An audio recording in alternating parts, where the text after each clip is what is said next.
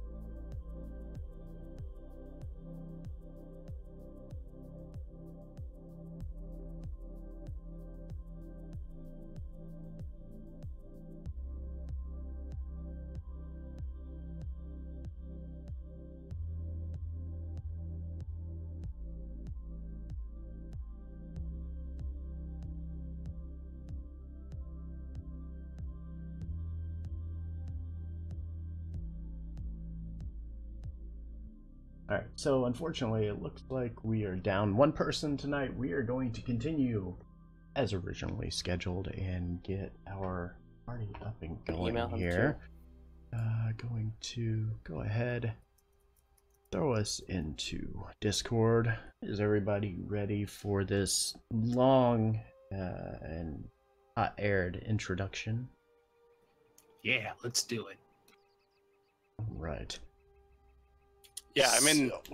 Sorry, I didn't mean to cut you off. So what's going on? I'm in the Storm King's Thunder table. I'm not in the Ebon Alliance table, though.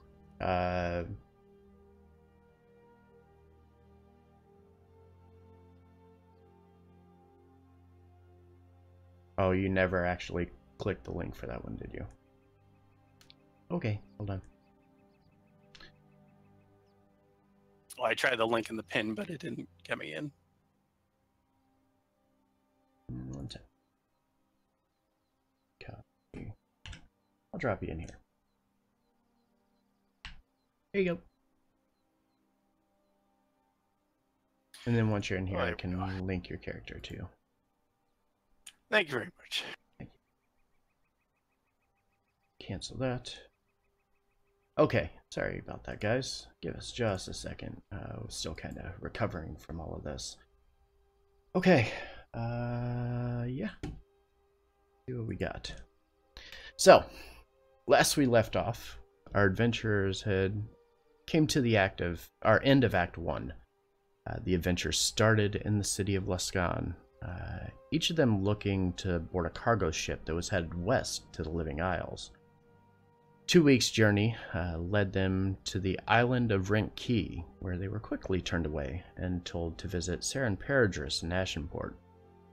Upon arrival, they found the city to be in disrepair and partially burnt to the ground. Information led them to understand that pirates had attacked the city quite often in the most recent months. And with impeccable timing, the pirates arrived once again to attempt an additional attack on the city. Our adventurers quickly fended them off, but not before setting fire to the ship that they were still on. They found a man speaking towards a portal in the hull of one of the ships. As he fell, and the others released the prisoners, Kaisis was drawn to the portal, which spoke to each of our adventurers in some fashion. Later that night, in their dreams, they found that they couldn't escape the mental grasp of this entity that was speaking to them from the portal.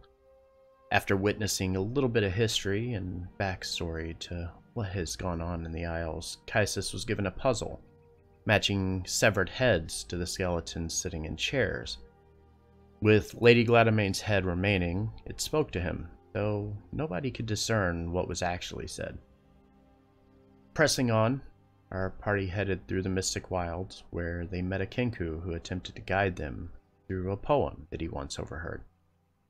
This eventually led them to a path that split in two directions, but not before the party took notice of two archways, one of dragons and one of stars. The adventurers headed west towards a small abandoned fishing village, then ventured north towards the city of Nareen. It was there that our adventurers met Malala Balroras, the second in command of the island of Rainhaven. After spending a bit of time in the city, they were sent. The party was sent on a quest to chase down some rumors, and with the eventual goal of getting them drunk. Though they quickly decided not to follow those orders and ignored the playfulness and kindfulness of a nice Goliath. They quickly turned their attention to this Ebon Spy Syndicate enclave within the Nareen Cistern, which had recently been rumored to have a run-in with cultists.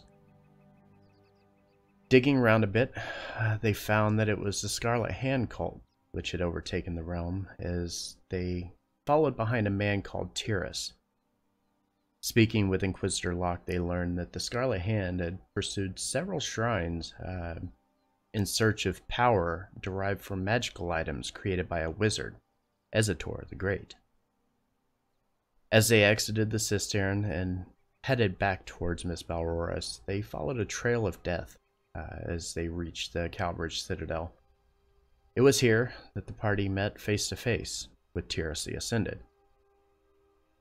Holding Mylela captive and slaying everything around him, he offered our adventurers a proposal: leave, and they keep their lives. As the party started to turn away, it was once again Kaisis who couldn't turn his back. Firing off a flurry of attacks, Tyrus would make him pay dearly for ignoring his proposal, ultimately costing him his life. Now, our adventurers are on a boat towards the city of Bria, and they find themselves a man short, and the world in which they now live is a far more terrifying place than before. And this is where we pick up our story tonight. Alright, so the woman in black quickly hurried you guys to a ship on the northern dock of Nareen. The adventurers attempted to pull themselves together quickly, witnessing the death of an individual they had come to call a friend over the past several days. With the ship out to sea, and all our adventurers could really do was rest and wait. Jeff watches and waits, staring back at the coastline, mainly a little bothered and troubled at what he had witnessed. Minutes start to feel like hours. The smell of decay from the dead body on the ship begins to make people a little bit nauseous, combined with the rocking of the boat itself. Your senses become a bit overwhelmed by all of this. The world itself feels a bit darker. You attempt to make sense of it all, to make sense of the impossibilities. You've done well to come this far, though very different individuals who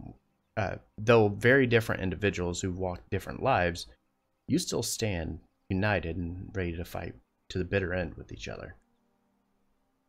At the same time, one has fallen. You boarded the small alliance ship, heading west-northwest to the city of Bria, the Victus capital city of the island of Kurth. The ship itself isn't large, a single-sail ship with a captain's quarters and cargo hold below deck. Ship is manned by generally one person, but it allows for several to be on board. As this is going on, however, and as the party rests, Sky Tarnith, you begin to fight visions in your head. Oh shit. And suddenly, what feels like a dream world starts to turn into a nightmare.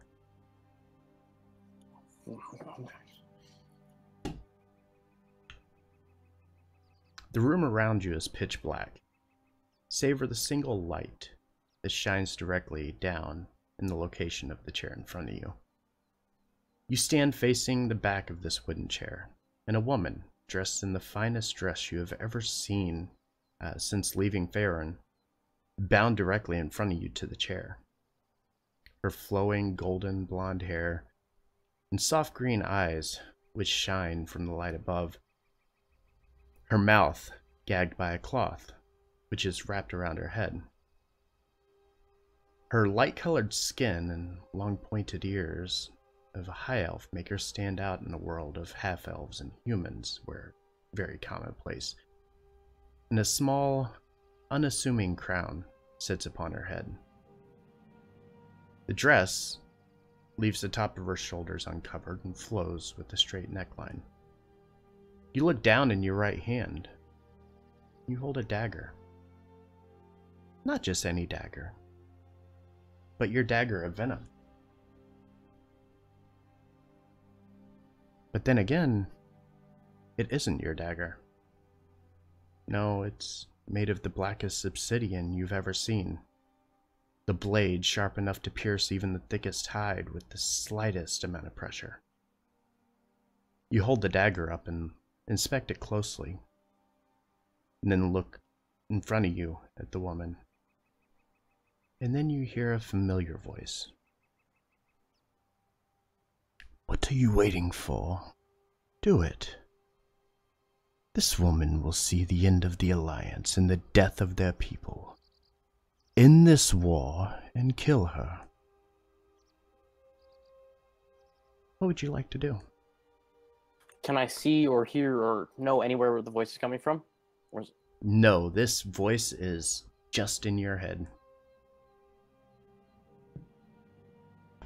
I want to look at myself and make sure it's myself. Like, does it look like me? Yes. As far as you can tell, every single part of this is you.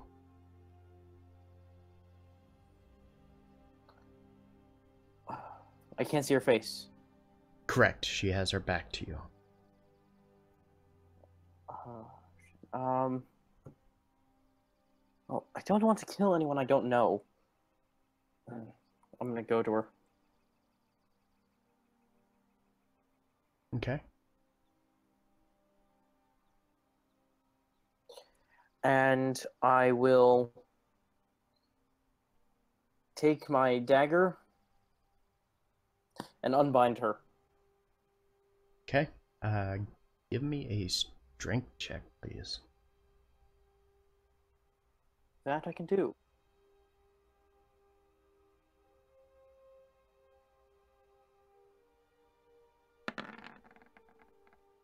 Holy Ooh. shit. So you take this knife, and as you're behind her and you start cutting into this rope that's keeping her in place, you feel the knife as it slides through. But then as you pull it back to get ready to slice again, it's almost like the wounds within the binding repair themselves instantly. And as you cut, it just keeps fixing itself over and over.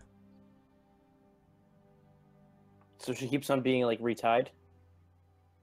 The bind will never break. Every time that you attempt to cut through it, it holds itself in place.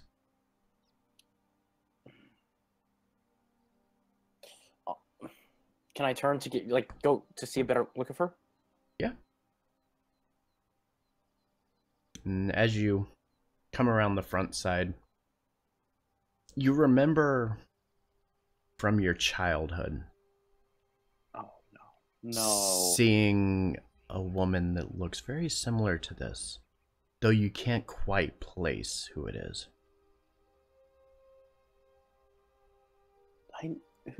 Who are you?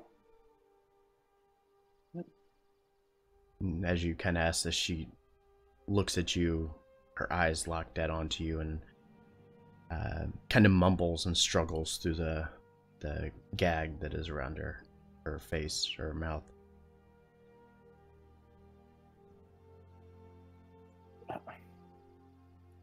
I know you. I drop the dagger. Okay.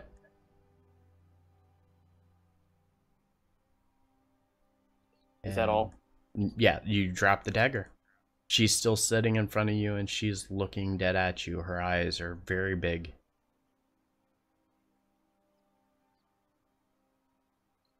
Can I try and take the gag off without breaking the fabric?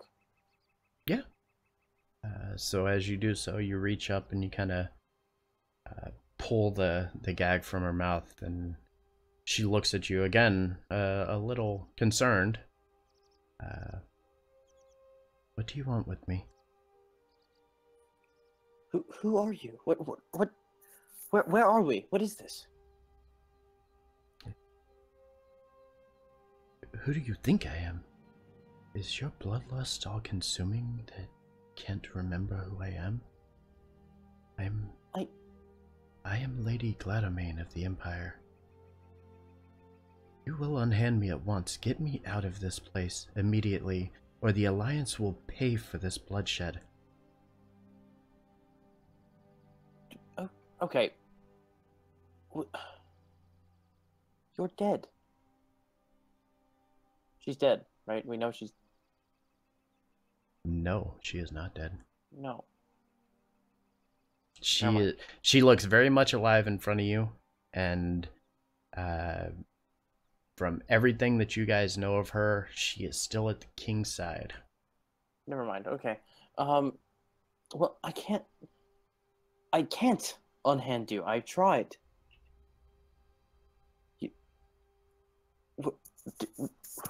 Where are we? She looks at you a little quizzically and says, "If you tried, then why do you still hold a dagger pointed at me?" And then you look down, and in your right hand, the dagger is still standing there, or still sitting in your hand, clenched as you hold on to it. You kind of look, and you feel as almost like you can't control yourself, like your arm starts moving.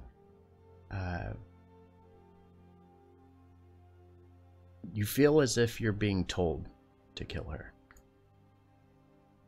What? She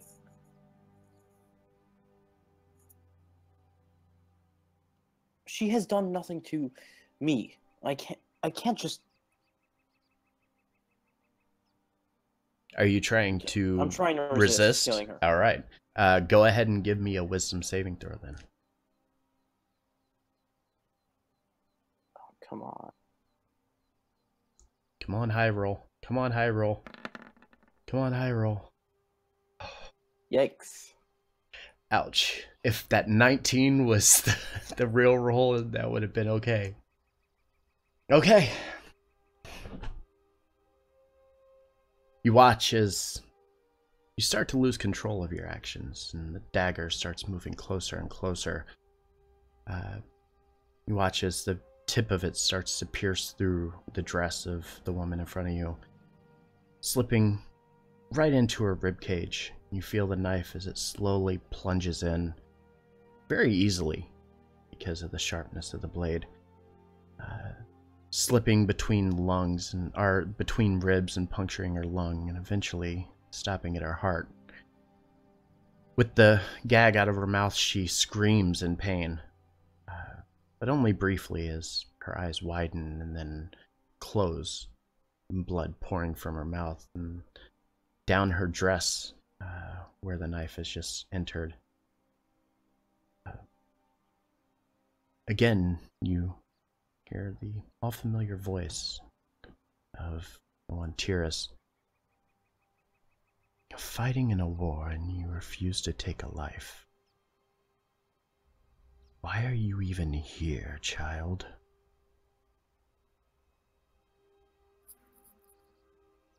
Do I respond? Is it like an actual question or rhetorical? Yes, you can hear him talking to you. He is expecting a response.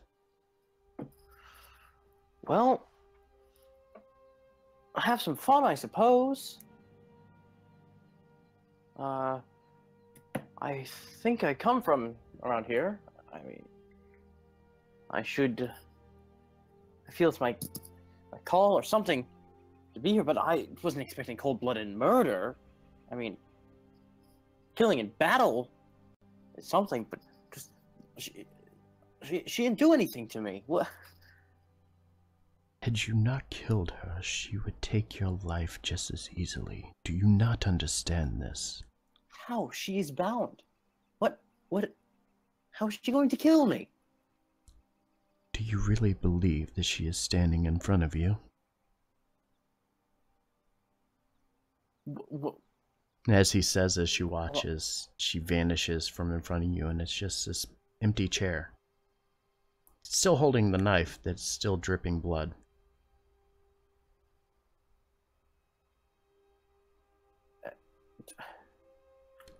Where am I? You're where I want you to be. You're in a place that I can control you. I can show you things. Things far greater than you could ever imagine. I knew this ship was bad news. I told you I don't like magic on my ships. Ugh.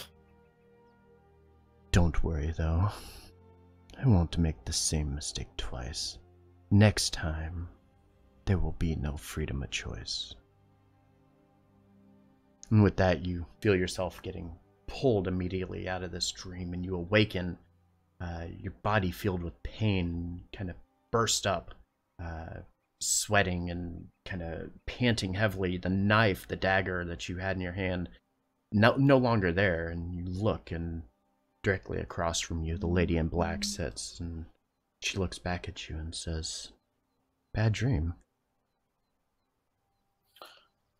We need to get back to my ship this instant. I don't know anything about your ship, but we're going to the city of Bria, whether you want to be there or not. It's the only safe place to go right now. Fine, as soon as we get there, I'm taking a ship and I'm going back to Ashenport and getting my ship. We'll be safe there. It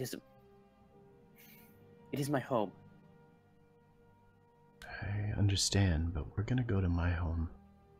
And when we get there, you're going to help us fight this war. And if we're gonna get there, we're gonna need your help to get Bose free. Get who what now? Bo Victus. Bo. Right. Fine. But you must assure me that eventually we will get my ship in one piece. There are a million ships in the world. I can assure you, you will get a ship eventually. No, not a ship. My ship. The Rotten Mangrove.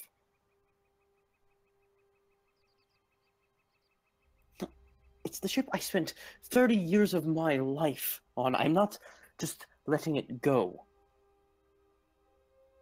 Very well, I assure you, once this is all done, we'll get your ship. But in the meantime, we're gonna need you to help us. Fine. At any rate, I'm at your service. and you should probably get some rest. Been through quite a lot today, and we have a little while to go before we reach shore, but the days are gonna start getting a little shorter, and if we plan to beat Tyrus, we're gonna have to wake up much earlier and get things done. Sounds good to me. So, with that, you guys are headed in. You're on your way towards the city of Bria. I'll give you a city map here. And I could also share you a picture of what it should look like.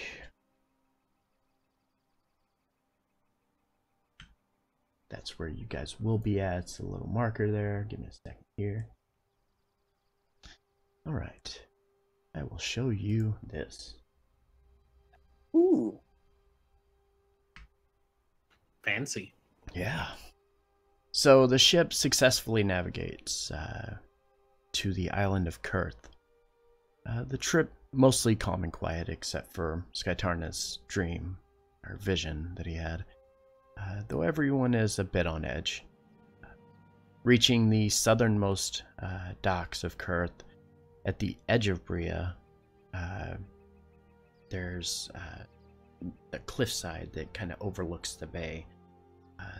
Down below, as you kind of approach the water and you look up to see the city up at the top of the cliff, you notice that there's a bunch of caves and tunnels and a full path that will lead you all the way back up to the ground level.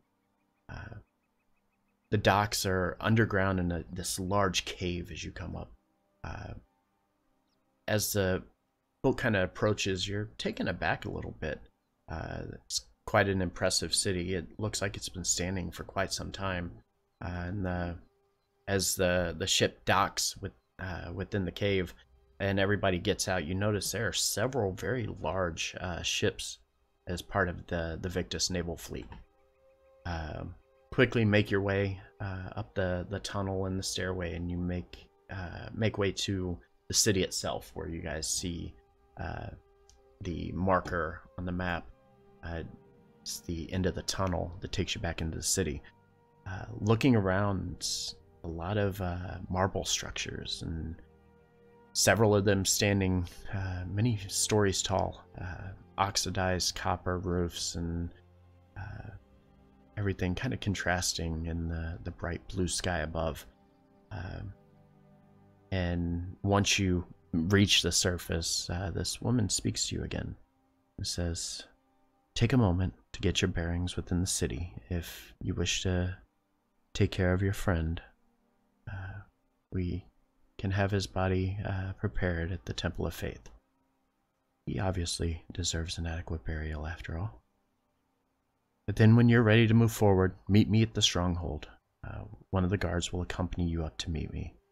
She kind of smiles and taps Jeff on the shoulder, and the two head towards the Victus stronghold. Kind of look through the inner city here.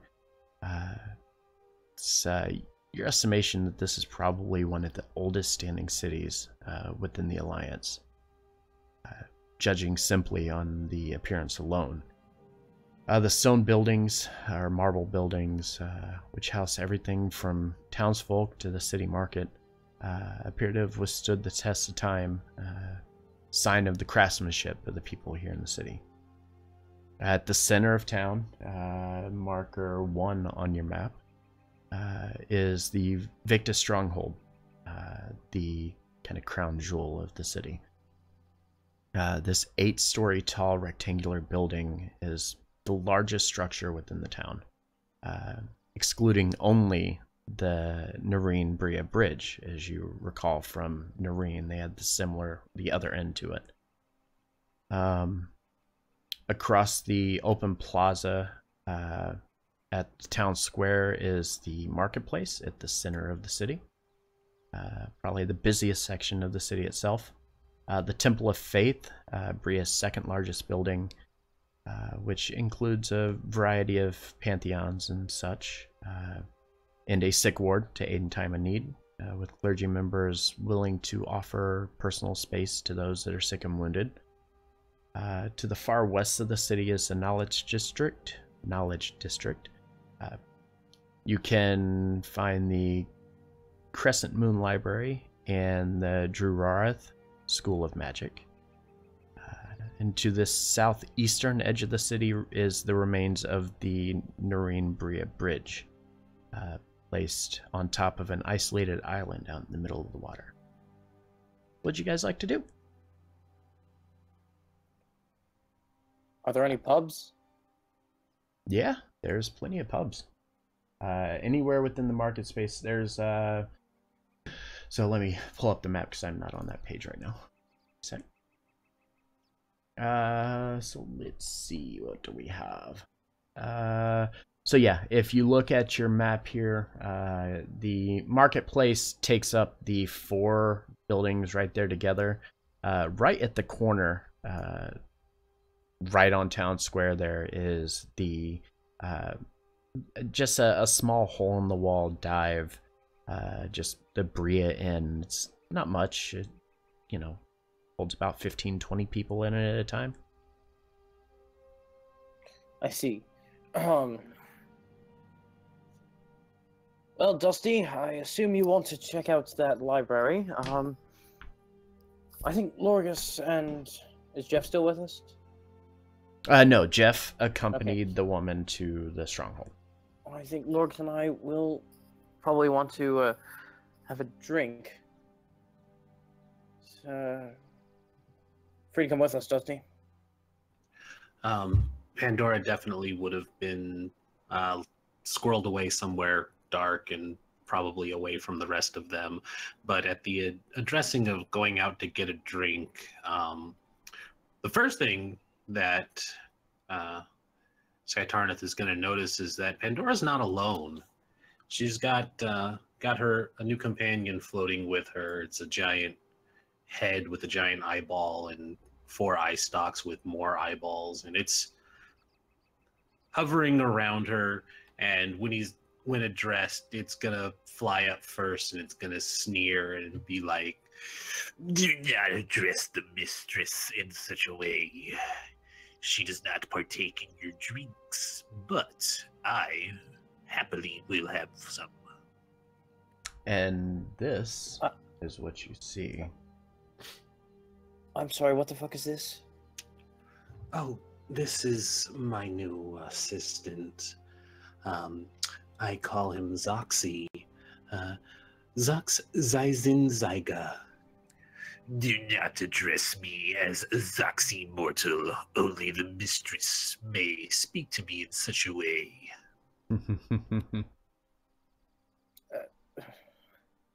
Why? Not Why? you. Why not? What? He's here What? to help make sure that my task can be completed.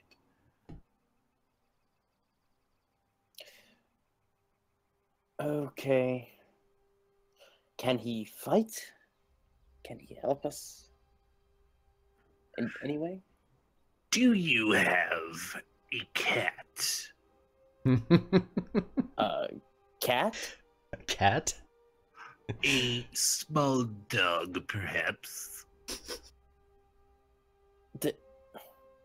There's a seagull up there. At the mention of seagull, he's gonna shoot one of his eye beams at it. Well, that's better than Dusty did at the start. Okay, Five Eyes. You're cool. So, I guess, Lorgus and I, and not Pandora, are going to go to the inn, the pub, the place. I don't see any reason why I couldn't go. It might be amusing to watch you.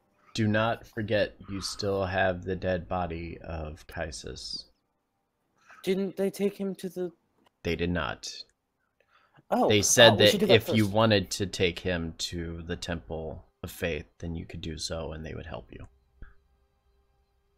We should probably get him somewhere to be dealt with. I've got what I need.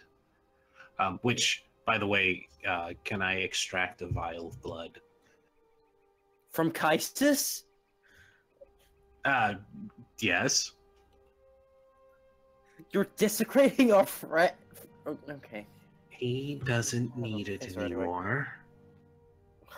Alright, so as she does this, everybody kind of looks in disgust at what's going on, and then kind of shake your head and don't really question it much, as this seems like pretty common behavior for Pandora.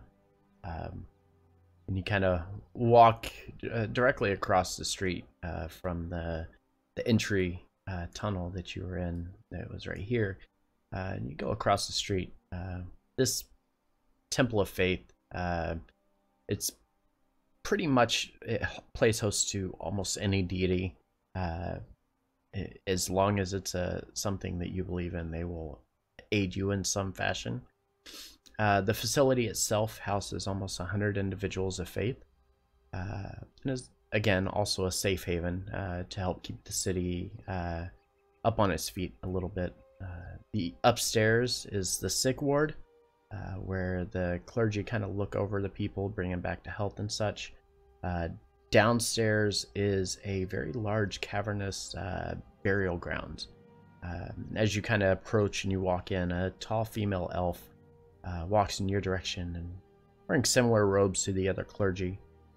She quickly approaches and looks at you guys, you know, kind of carrying the body of Kaisis on this platform as you bring him in. She walks over, looking to aid, quickly takes one of the corners of the platform that he's laying on, and without saying a word, kind of leads you guys downstairs. And as I said, as I mentioned, a very wide spanning tunnel system and tons of burial spots. Like as you walk in, you see just these openings, these like cut out entries into the wall where they slide the dead bodies in once they have them kind of mummified a bit. As you walk up, you take the board and you kind of lay it against the edge, and she stops you for a second and invokes a blessing of Kelimvor and Eldath to kind of seal his fate, or seal his death, and to pray for a peaceful afterlife. Then after that, she kind of pushes his body into the cavern itself and says, "I need not to know his name, only that his death was a virtuous one." You can say that again. That is a way of looking at it. All right. So with that, he is going to be resting within the Temple of Faith here. What would you guys like to do? To the pub? To the pub. To the pub. Oh my god. All right. All right, so you go into the pub. Give me a sec here. You walk in. The pub's pretty busy. Like I said, enough room to house 15, 20 people maybe. You've arrived early morning on day 5 for those keeping track at home. As you walk in the back corner of the pub itself is a somewhat short human female named Engon, E-N-G-O-N. She's kind of the owner of the small pub here. You notice that she's kind of fumbling around a little bit. And as she drops things, she leaves them on the floor and just reaches for something else. And, like she'll drop a tankard on the ground and quickly reach for another one to go fill it. But as the door kind of closes behind her, she turns in your direction and says, "Hey, visitors, what can I do for you?" We want a couple drinks. I'm gonna look at the eye. Do you drink? I'll just take water. Need to keep the mind sharp. Was that Pandora or the Gazer? I will take whatever is on the top shelf. Okay, just 3 ales and 1 water, please. Thank you. And she nods, and again, you watch as she kind of fumbles around a little bit, and eventually making her way over there to you. You can tell things are arranged in a very particular manner as she walks around, and she's kind of kicking things as she moves, and then she stops like a foot or two away from the table and reaches down to go place them on the table and realizes there's nothing there. So she steps forward, and then she sets them down and says, "Oh, that'll be 3 copper, please." I'll toss them. And they fall to the ground beside her. She Pandora will looks around. politely hand her a silver. He's not very good at etiquette. You'll have to forgive him. I was just tossing her 3 cups. What? And the woman looks at you and smiles, or looks towards you and smiles, and then walks back slowly to the back of the bar.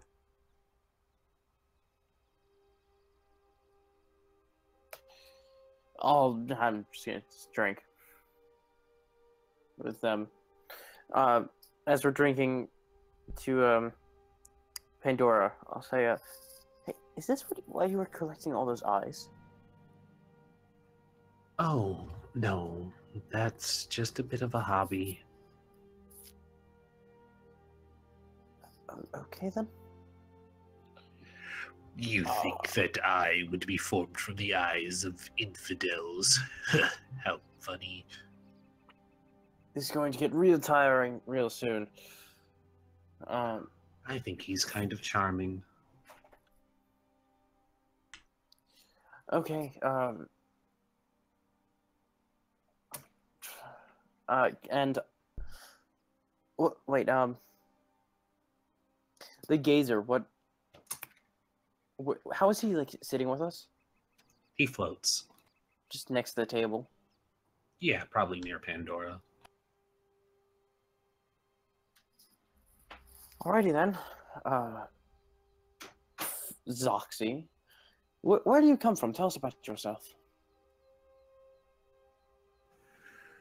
To provide that information, you would need to make a pact. And since you do not have the mental fortitude to withstand the maddening nuances of the truth of our dark realm, I will spare you. Oh, okay, Dusty, where does Five Eyes come from? Oh, he pretty much summed it up. I conjured him from my lord's realm. Was that me disconnecting or somebody else? No, that you're still there. I was trying to get the music bot to play something else. Okay, just making sure I didn't have to repeat. Nope, you're here. Okay, enough. Another ale, please. I'll signal to the... what's her name? You signal to her? Bar lady. Yeah. Okay. She continues going about her business. Excuse me. You see, she kind of startled a little bit. She turns around. Yes, yes. What can I help you with? Just another round for the table. Please. Wait, what is it you had? Ale. Whatever you have. Oh, okay. And she again fumbles around a little bit and fills 2 more tankards of ale and walks over and again taking her time and kind of feeling herself around and sets him back on the table and says 2 copper, please. Don't you mean 3? Well, no, you wanted a water on the last one. There's 4 of us here. We had 3 ales the first time, and 1 water. We have myself, this handsome-looking bird person, and this eye. The eye didn't have an ale, did it? Oh, he asked for an ale. Oh, okay. So then she would... I'm sorry, I misunderstood. I thought he didn't want anything and Pandora just wanted water. So yes, she would come back with 3 then. I'm sorry.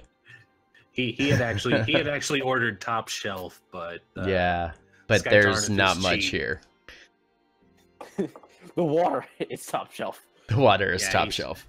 Yeah, he's doing his best to just kind of like lap at the mug, but yeah, he's drinking. All right. And we'll just Oh, sorry. Before she leaves, Pandora's gonna kind of catch her by the wrist and be like, "Excuse me, we didn't catch your name." My name is Ingun. Ingun, very nice to meet you. I'm Pandora, and this is Sky Tarnith, and the Birdman is Loricus. Tell me, have you been working here long? This is my pub. I founded this many years ago. Very interesting. We're new here. Could you tell us where we might find rooms, if this might be a pub and an inn, or if there's someplace else you might recommend?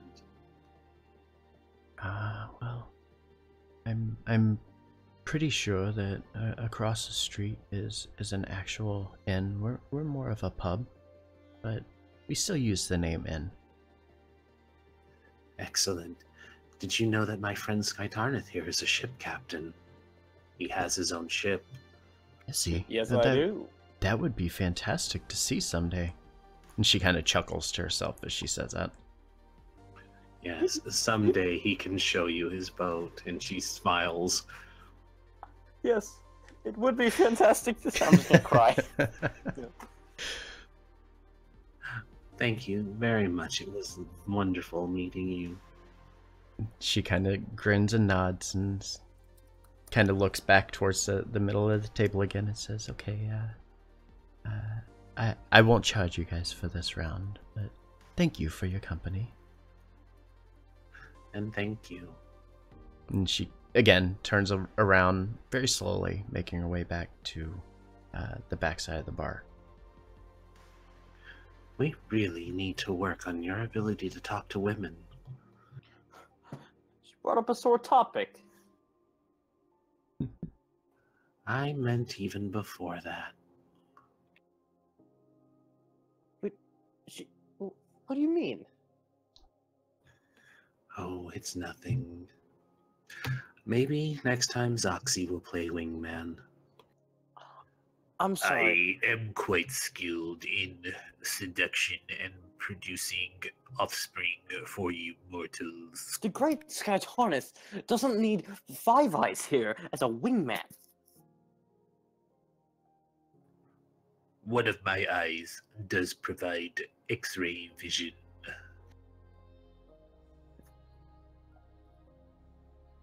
That's perverted, and I'm ready to go now. Also, Lorgus is here. Hey, look at that. He is here.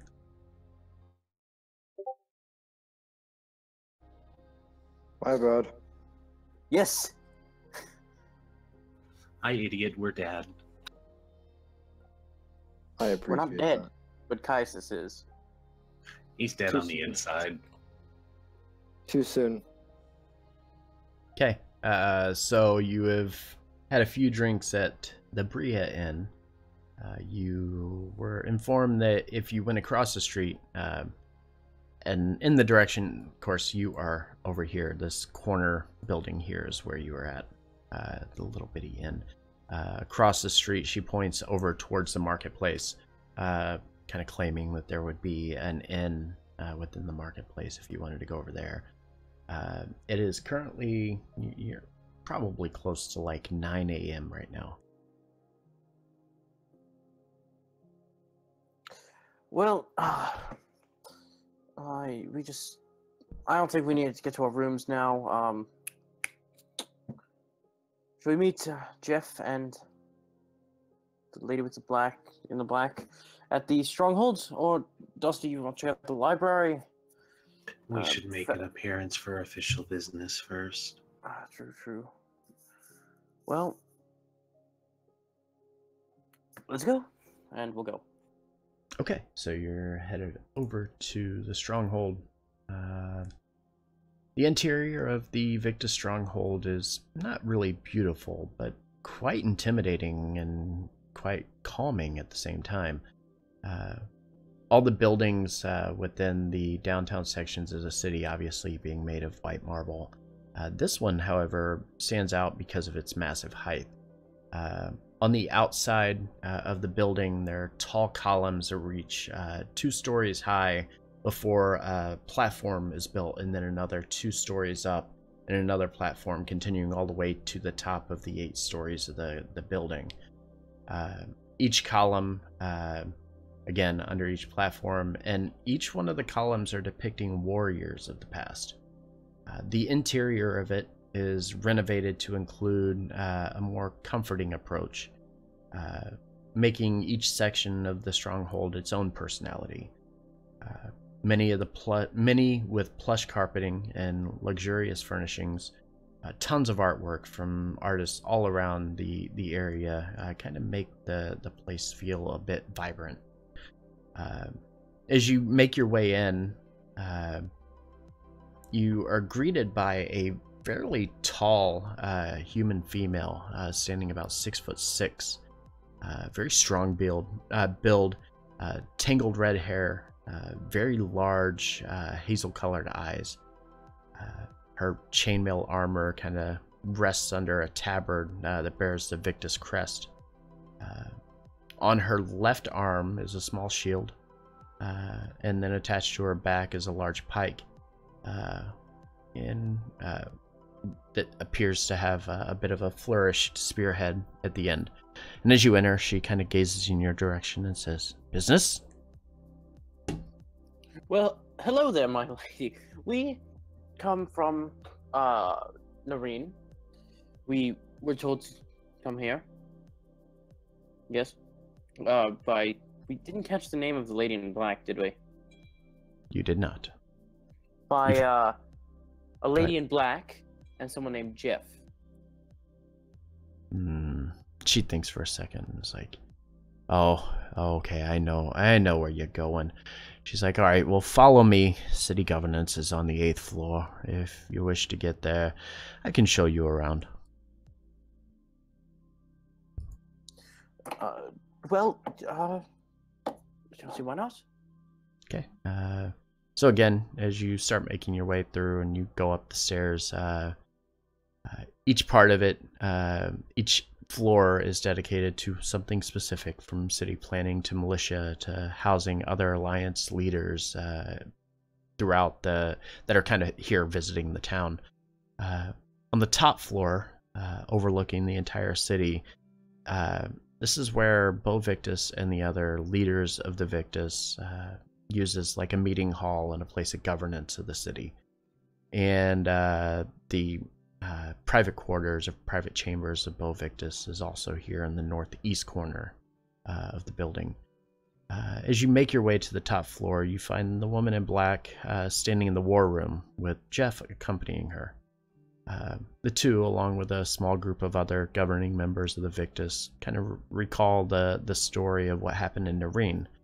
And as you approach, the woman looks in your direction and says, Did you find everything you need?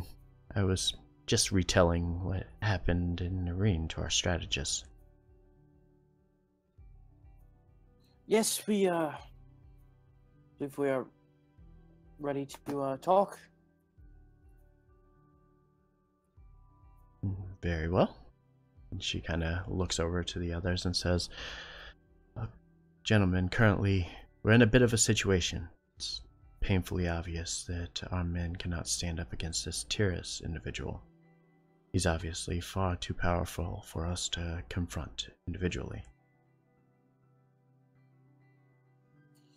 Yes. That might be an understatement. We witnessed his power firsthand. He killed one of our very own. However, they were talking about something Twilight shards, I believe. She kind of thinks for a second and says, That's quite interesting. Were you able to get anything from the ESS while you were there? By information, if you mean, not much. We were told about Tyrus. We were told he was not good, and we found that out. But there was also this, he was told us to talk to a prisoner who was promptly slaughtered. She nods and says, It's kind of what we are seeing with these cultist individuals. I'm not really sure what we can expect with them going forward. However, we have a lot of things we need to discuss. Our last report from the ESS has shown us that Bo is currently held captive and hidden underground in a prison stronghold underneath the city of Kalido. Though at this time I haven't been instructed by the Syndicate on a way to enter the facility. Oh, with a bit of irony, the spy network previously set up an appointment with the Scarlet Hand, whom claimed to have information about getting in. We currently have no idea how much longer the king will keep Bo captive before his execution. The ESS has a small enclave here within the city, just like every city here within the realm. The ESS make a living off information, as I'm sure you know. To them, it is all business. They don't typically interfere in our dealings, and yet these cultists, it's an entirely different story for them.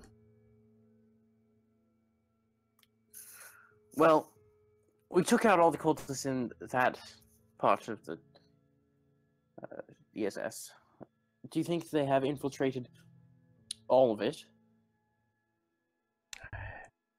I wouldn't have that information, but perhaps when we go and speak to the ESS today, maybe we'll get some more information about that. I do know that these Scarlet Hand individuals are becoming increasingly powerful at an alarming rate. From what we saw in the Nareen ESS stronghold, the ESS didn't seem to be able to do anything about their, let's say, uninvited guests. Well, they also didn't seem to want to. They only attacked once they were attacked themselves. They have what appeared to us a shaky alliance The Scarlet Hand was very quick to try and get rid of the ASS once their usefulness had ended. And I'm sure that Tyrus's appearance in Nareen was not a coincidence. Something tells me that this alliance is very one-sided. Well, with the latest attack on the stronghold in the Cistercian, I can only imagine that this puts everybody on high alert in the Isles, especially the Syndicate. However, we do need to speak to them to gain as much intel as we possibly can if we're going to take down the Scarlet Hand. Then, let's get speaking to them. But there are other issues that we need to take care of as well. Such as? Well, the captivity of Bo. Oh, yes, well, that is a predicament.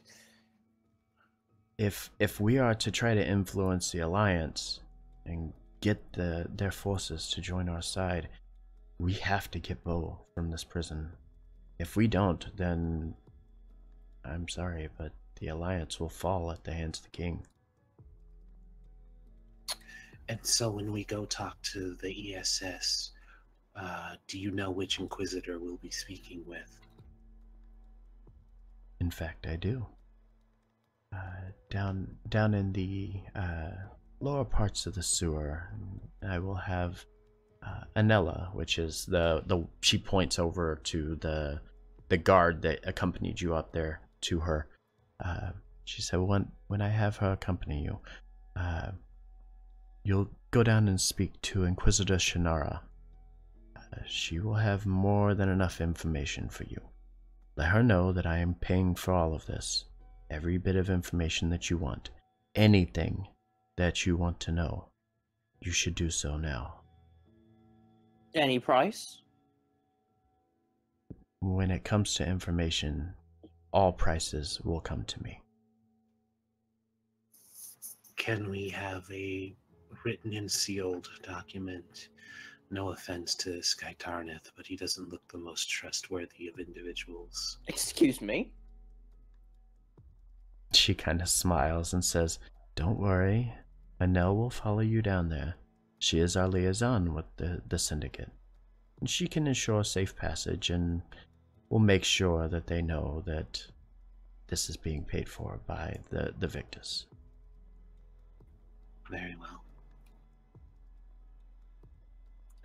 Well, then, it seems we have our plan in order. We go talk to the SS, Inquisitor Shannara. Then we go rescue Mr. Victus himself. Very well. And she nods and says, "Oh, and by the way, should they ask, the answer is, it looks as though there's a storm on the horizon." It looks as though there's a storm on the horizon. Yes. Yes, it does. And she Clouds are nods. ominous. She nods, and Anel kind of shows you or points towards the door and says, "Back to the ground floor. We'll make our way out. If you need to do anything while you're here in town, please do so before we try to head down to speak with Shannara about anything you might have." Well, before we go, I believe Dusty over here wants to check out the library. Mm-hmm. And we could... Yeah, that's about it. Yeah, I mean, and right now, if you need to resupply, if you need to do any of that stuff, do so now. Yeah, I was going to suggest shopping a bit. Yep, you have a market. The market here, since you are now in your major hub of everything that's going to go on, if you are looking for magic items within the market, there's an individual you can speak to that will help you procure those items. It will take time and a lot of gold, but if there's something specific that you had in mind, and it's like a kind of rare, so anything that's like a green level magic item, you can now procure through the marketplace. Does it have to be like pre-written already? Can it be something simple that like is probably something that I don't remember off the top of my head is an already pre-written magic item? Depends on what it is. If it's like a common magic item, then you could probably get that. It probably would be common. And what is it you're looking for? So, I keep on getting all these daggers, and that's great. Like, I got 5 daggers on me now that have been stuck in me at some point. But if I could have a dagger, or enchant one of the daggers already that I have, to be able to just whip back into my hand like a boomerang. Okay, so you're wanting to take one of your daggers to like an artifice or a wizard that can kind of give you a return spell, like a command word that would make it come back to your hand. Yeah. Okay. Yeah. One of my fancy daggers, not those rickety old pirate ones. What could be cool is that if you miss, you can also roll again to see if it hits them on the return. Yeah, that would be kind of cool. I will say that it will take 3 days. If you can find a wizard who could do so within the marketplace, it'll take 3 days for him to perform a said spell to prepare this item. It will come with a command word, but if you're going to do so, it will require you to use your bonus action to call it back. So if you throw it with your primary action and you want to bring it back, it will be a bonus action. If it's line of sight of an enemy that is still alive, I will let it do a second attack on the way back. Well, I've got plenty of actions I can do with bonus actions, so yes, I'd say that's a fair deal. So I would like to go find this artifice. Okay. Anybody else looking for anything? Yeah, Pandora would like to see if they can, if they have any enchanted glasses, things that have like detect magic on them, or I'm thinking of some other items because spellcasters are so limited in the fun stuff they get. Yep. But yeah, for right now, priority is just glasses that have detect magic on them. Okay. Let's see.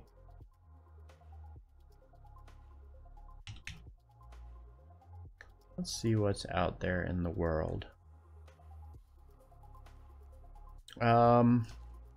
So there's not currently anything that exists with that.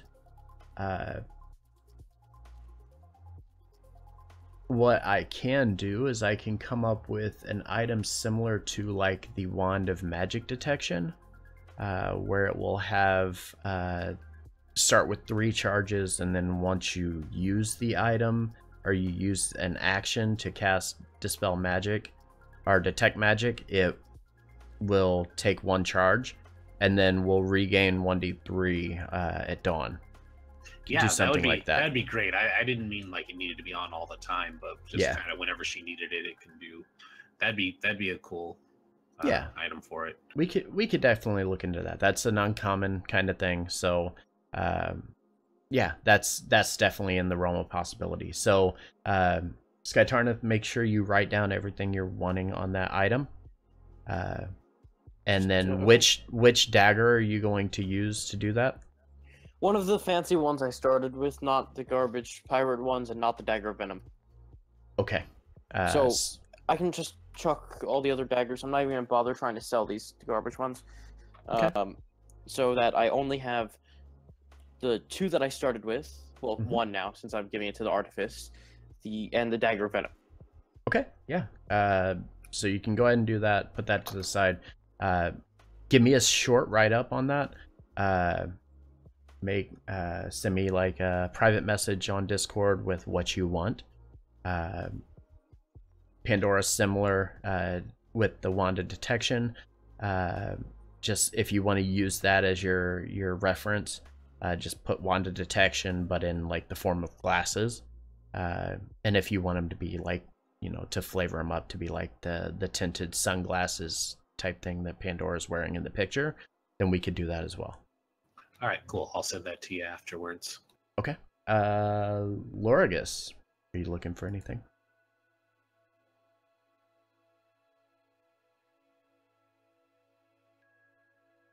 Lorigus. What? Push to talk. Push to talk. I asked if you are looking for anything, any magic items. Are you looking to purchase things in the city? Anything like that? I don't know anything specific. That I would need. Be Okay. creative. Okay. Do you need any supplies? Again, guys, while you're in the city, it's easy. If you just want supplies, if there's like rations or anything that you guys want to take, make sure you do that. Add those to your inventory and such. I'm going to allow you guys to manage your gold and stuff for that. Okay, yeah, I'm definitely going to buy up some potions, so Yeah, that's definitely going. Again, very Yeah, basic I'll kind of do that stuff. as well. Yeah, very basic, uncommon kind of items. Generally are easy to find here. Like potions of healing base potion of healing would be easy to find. Any normal items that you would find in like an armor smith or anything like that. If they're rare, How like much is... I haven't gotten to that, have I? Sorry. It will. I haven't. I'll sit down and figure out a fair price on it, and then once you hear the price, if you feel that it's too high, I will allow you to try to negotiate it. Because these people are trying to either procure something for you or perform an ability on your item. In the case of Pandora, they are trying to procure these glasses that would have this ability. Where in the case of your dagger, you're bringing them something specific, so they're going to perform a spell on it. So once they finish it, and again, both of them will be about 3 days in game time. Once you have reached that point, you can come back and check with them and come and get the items. So what's this artificer's name? Or group of people? Or if you don't have it, it's fine. Can I pay up front? For my... Sure. Let me figure out how much that would cost. Can I request for like a helmet or something that gives me dark vision, basically? Do you have that one helmet that I gave you before? Yeah, it makes my eyes glow red and such. Mm-hmm. If you wanted to try to take that item and turn it into dark vision, you could always bring that to a wizard and have them attempt to do so. Yeah, I'll do that. And again, that would be like a 3-day period for him to prepare the item for you. Let me see how much magic items should cost.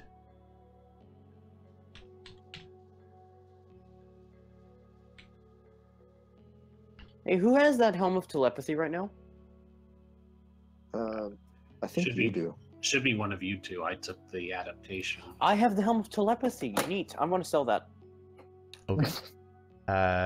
So in that case, if you're selling that item, you can perhaps use that to barter for the item you have, or you could try to find somebody who would search the market to see if they can sell it.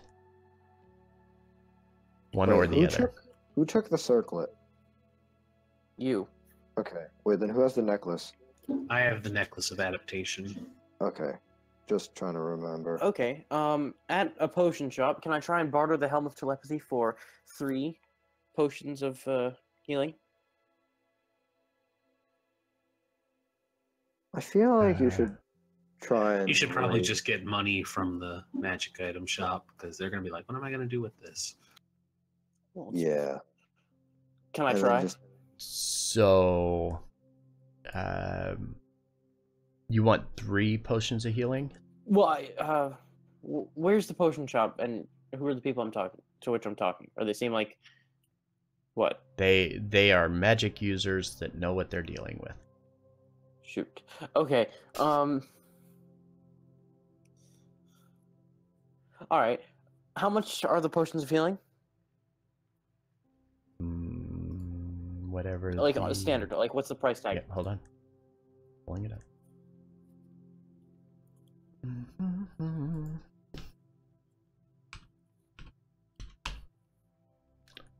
Standard potion of healing is.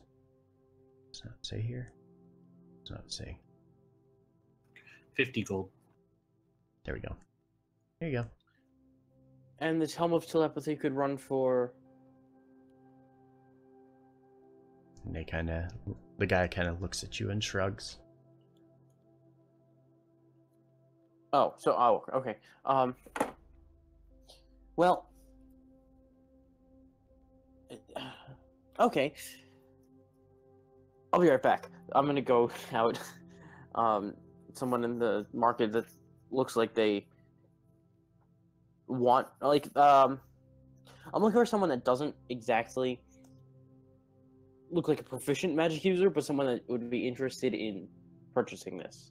Maybe someone who I can tell is in need of something that, like, would let them speak, having trouble speaking to customers. Maybe they don't speak the language of the region.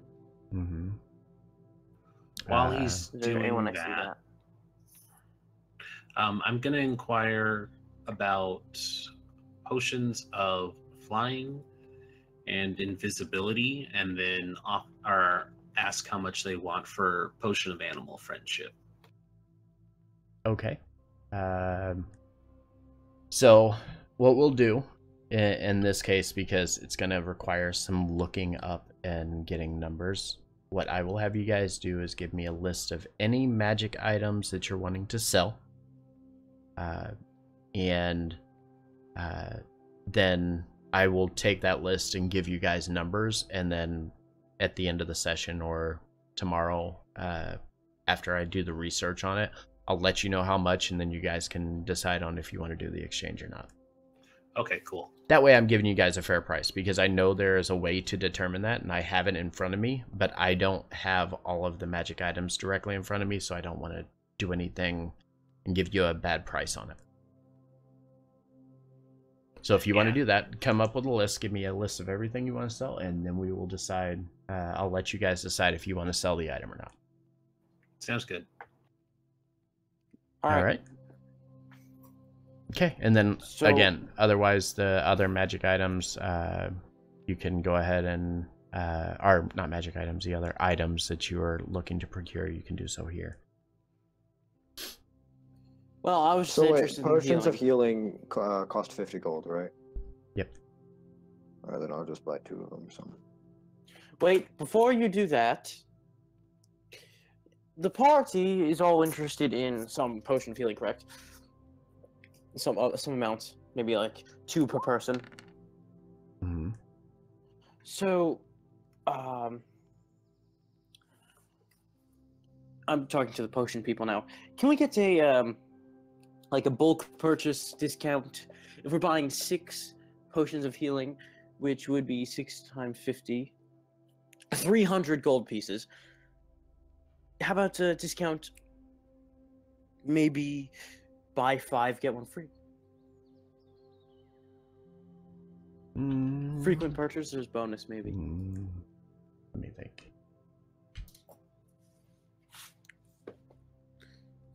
So total cost would be 250 for 6. Go ahead and give me a persuasion check.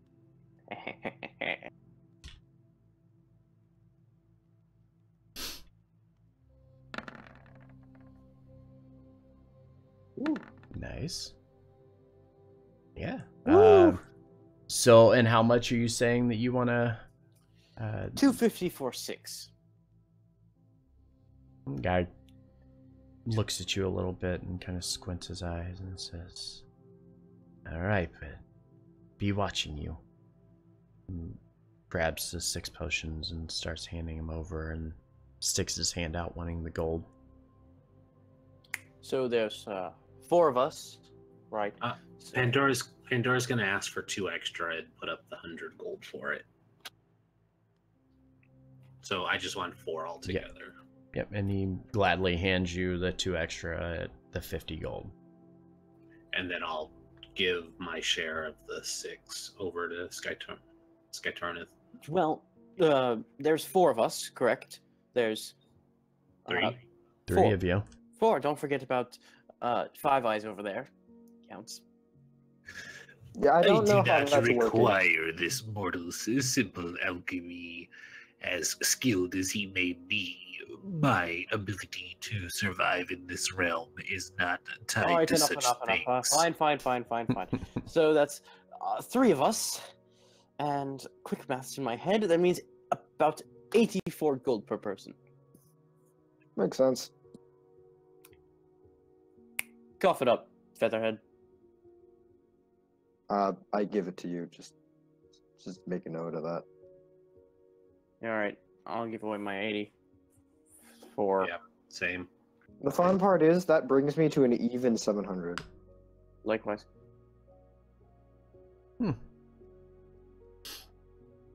Okay.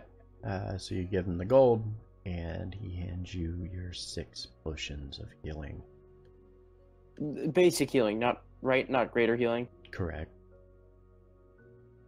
Yes, basic healing. And that's 2 per person. Yep.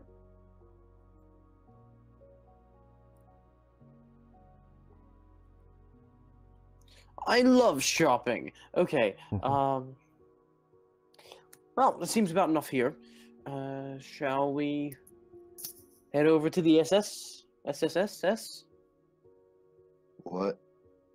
Yes. The Spy Syndicate. All right. So you turn and you see that Anel is still standing kind of close by. Walks you guys over a few carts away. Kind of make your way over towards the stronghold. And as you kind of venture through this very large crowd of individuals, you approach a small fruit stand. The shopkeeper is a very gruff half-elf, or half-orc, I'm sorry, with a square face and long white hair. Watches the party a little intently. Anel turns and reaches down and grabs an apple and tosses the shopkeep a copper piece, and at which point the shopkeep kind of looks up and says, "Huh, interesting weather these days, no?" It looks as though there is a storm on the horizon. Coming, yes, that's what it was. Yes, storm coming.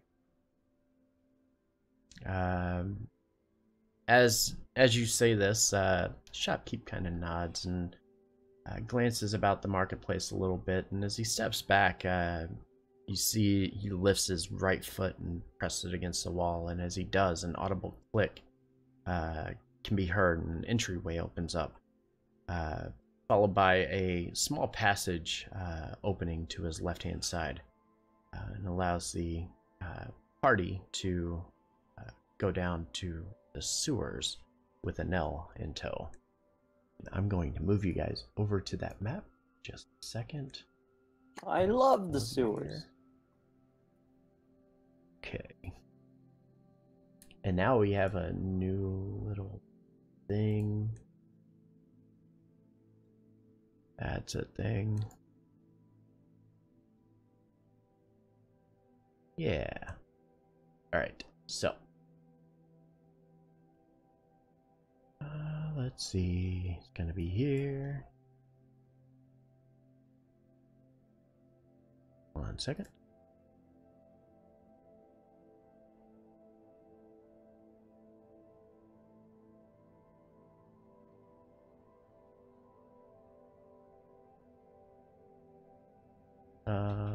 Missing somebody.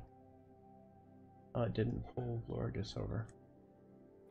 Didn't show me move either, unless you haven't. Yeah, I haven't moved you guys yet. Okay. I'm just trying to get it organized on my screen here. Don't worry. Also, what's the deal with Rez? We haven't met them yet. You haven't met them yet. Rez? Who's that? Who's Rez? No we don't one. know any Rez. Oh. All right.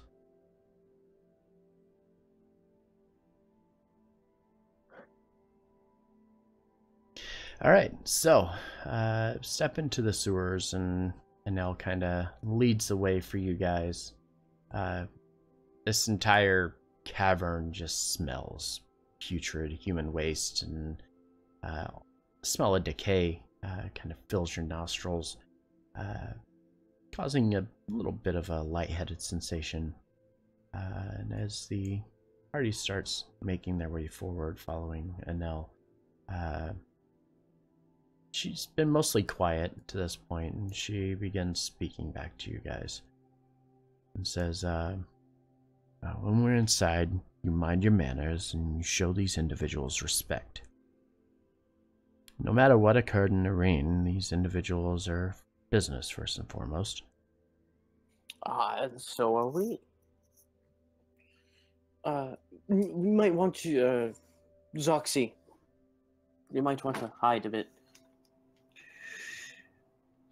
I had told you not to address me as such, mortal. You knew what my name is. Yes, okay, Five Eyes. You might want to hide yourself a bit. Zox Yin Zyga. That is how you say it in the common tongue without your ears bleeding. Okay, get yourself killed then. I will continue following. Enel. What's her face? Enel. Enel, yeah. Mhm. Enel. All right. Oh, I see the other token for Lorgus off to the side there.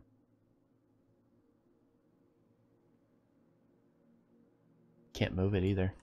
Am I supposed to not be able to see anything? Yeah, it's dark down here. I'm gonna have to drag you over from the other screen again. Hold on. Yours is still not moving properly. I can hold Lorgus by the wing and lead him so he doesn't fall into the sewer. I mean, I could just do another fairy fire for him.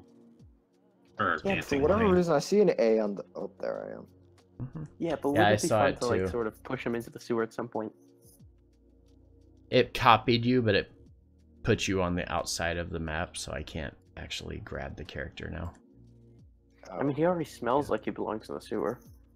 All right, so you're going to cast the light spell on him. Yeah, so guessing.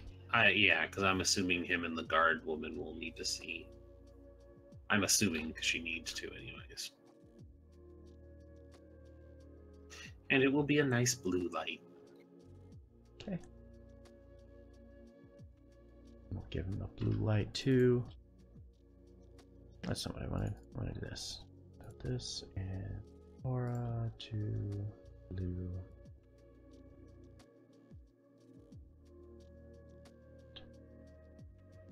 Oh, why is it square? Go. Okay. So Lorgus should see something now. Huzzah. Huzzah. Alright, so continue making your way around here. She continues speaking and says, they're here to gather information, and Commander Argent has agreed to pay quite a fortune to give you this information. So, unless you want to pay out of your pockets in the future, I suggest you ask everything you've got to ask now. Will do. And I need... Let's get Tarnith. Give me a d20 roll, please. Yay! Yay.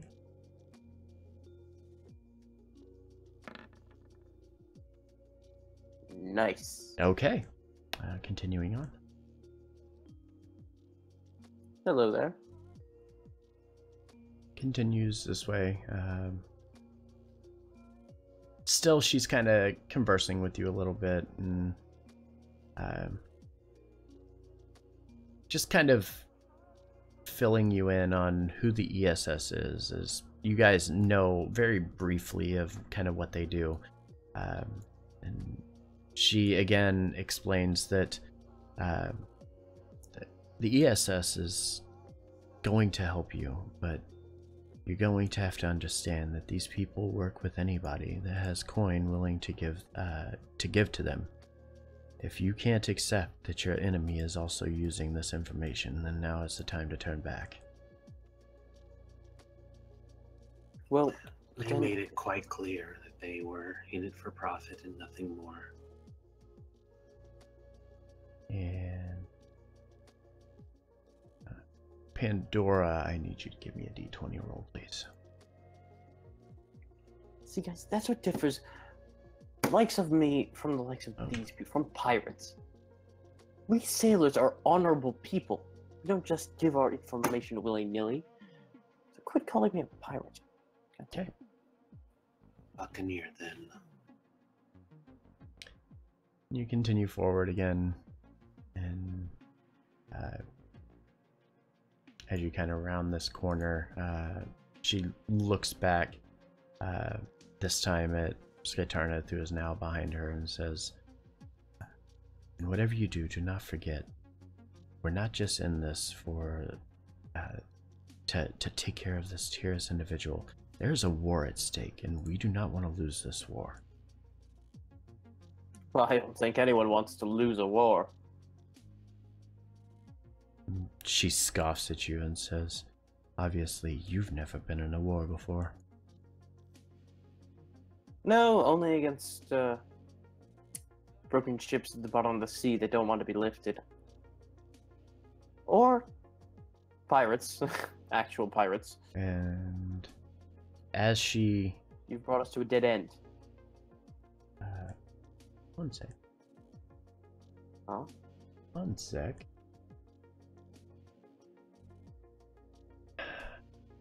Alright, so as you round this corner, crossing several bridges obviously to get here, you make it to the northeastern part of the sewers. As the party makes their way around the curved walkway, you watch as Anel motions for the party to stop and then places her hand in the air momentarily. She slides her hand down the side of the doorway, her fingers stopping in a very specific area. And you watch as, with one finger, she presses a switch, and a rock wall exposes itself in front of you, making cavern directly ahead. Oh, I don't want that. God. I'm on the wrong map. God. Why does there always have to be secrets? And as you kind of walk through this cavern, she looks over to her left and nods at this individual who is standing right here. There. Oh, that's the wrong one. I hate this stupid map. Who turned out the lights? Right? Hold on.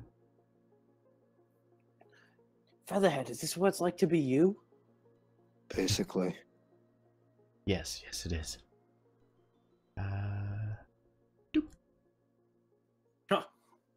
Oh, you spies. 1 second. See, that's also what differs a pirate ship from my respectable ship. I don't have any secret compartments or smuggling holds. And as you approach this guard who had his weapon drawn as Anel rounded the corner, lowers it, seeing Anel walk through, kind of nods to you guys as you pass by. Anel up ahead starts giving a bit of a whistle, and it echoes through the chamber ahead. As you enter this somewhat cavernous room directly ahead, you're greeted by by several spy workers, many sitting on benches or at benches or tables, looking over documentation, scrawling down notes and other cryptic messages for the syndicate, and none of them appear to be paying any attention to you.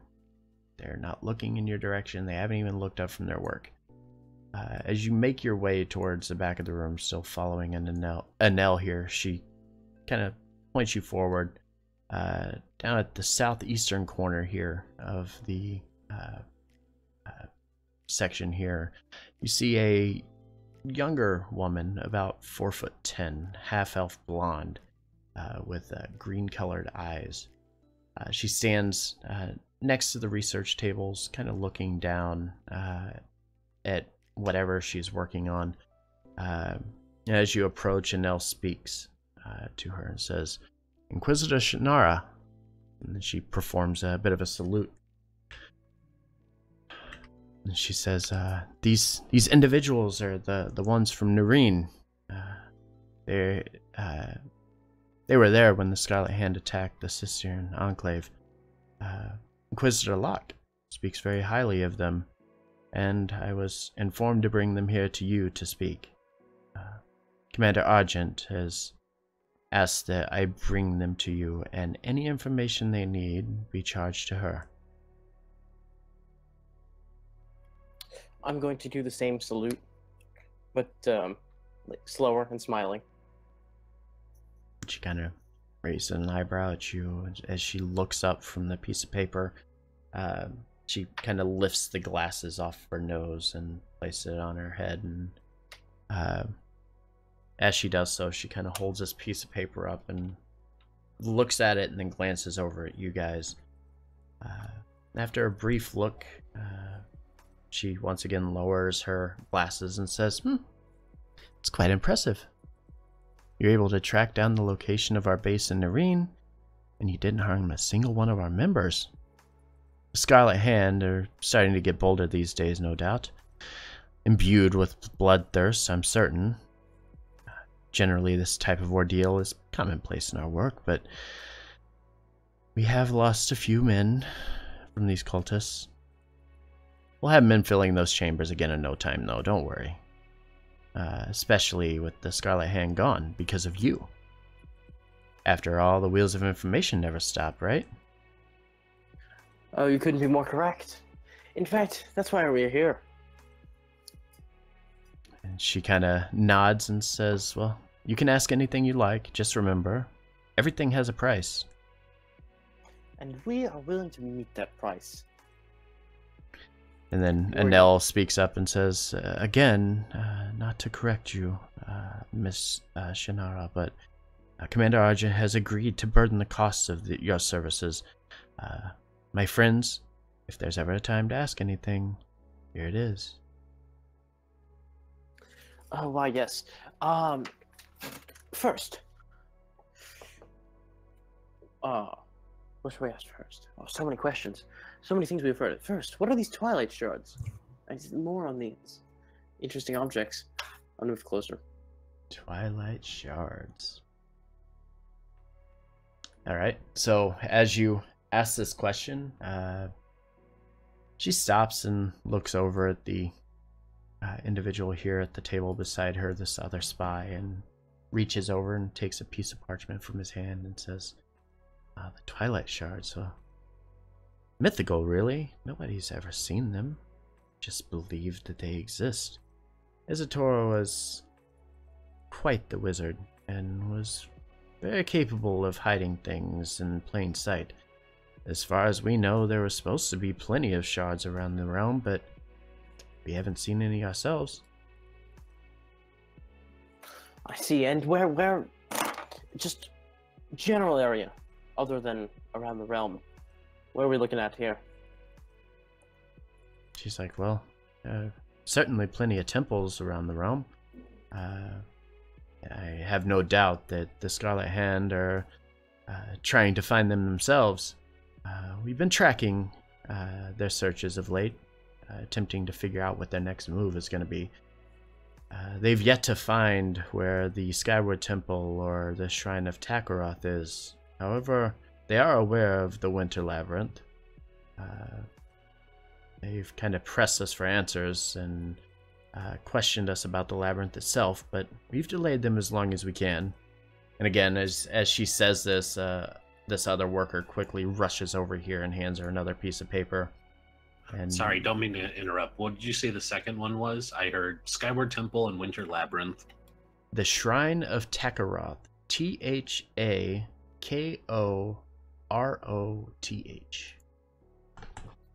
Thank you. I hope you're getting all this down, Dusty. Zoxy is actually scribing with his mouth. So as this spy walks over to her and hands her this piece of paper, she kind of looks at it and she's like, well, that's quite interesting. It would appear that the Scarlet Hand is having a little trouble making their way to the vault room there. Wait, hold on.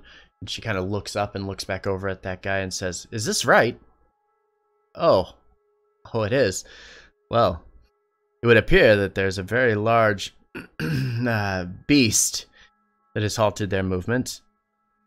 Should you go to the labyrinth, you will need to perform several tasks. First, you will have to find the frost amulet. This will be your key to unlocking a passage to the vault room. The lock is located in a separate room from the vault room entry, so you'll need to find that before you can go forward. Once you're in the vault, you're certain to face some sort of challenge that Ezotora would put up to you. Tell me that it is not another frog. Please, I don't like frogs. It was a giant crocodile last time. It was a giant It was crocodile a big frog, last time. okay? She kind of smiles and says, no, but if I were you, I would take the cave below. You wouldn't want to wake the frost giants now, would you? No, that sounds chilly. Sound to be the cold fellows. Next question.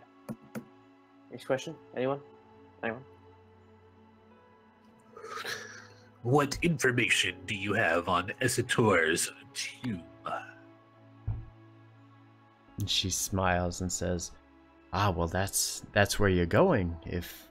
If you can make it and find your way to the bottom of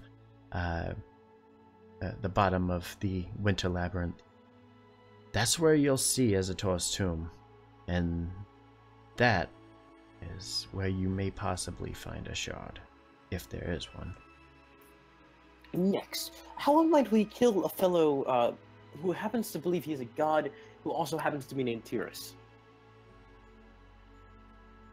She thinks for a second, and the spy directly beside her again kind of reaches over and hands her a piece of paper.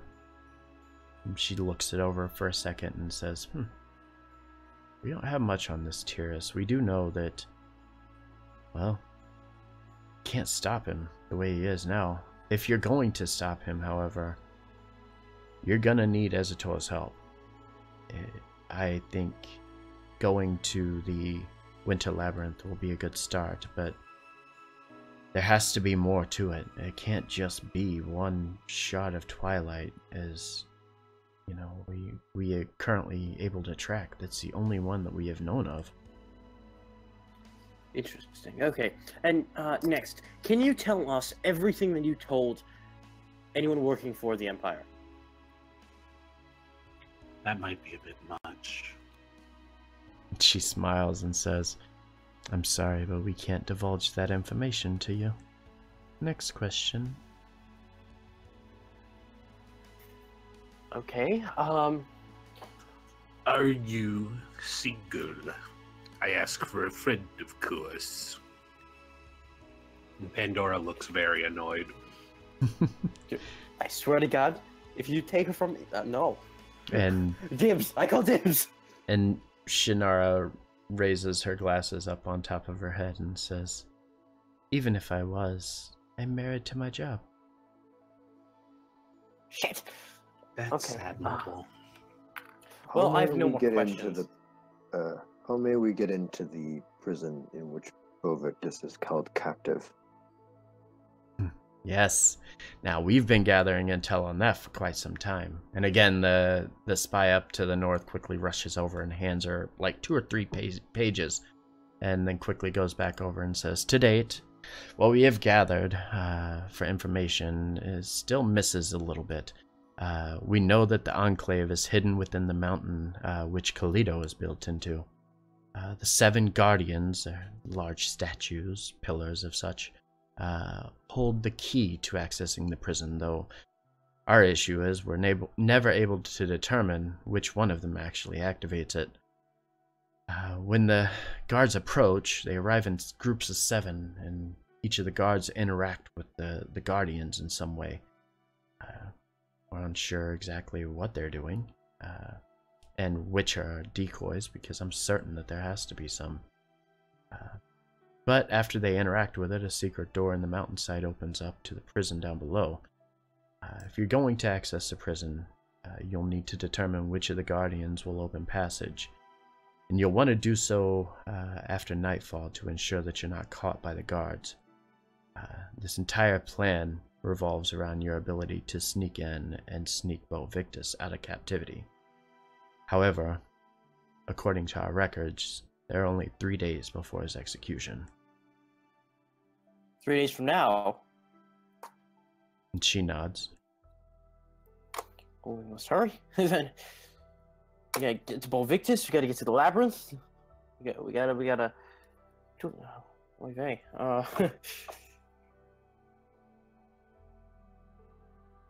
Are there any other matters, perhaps personal ones?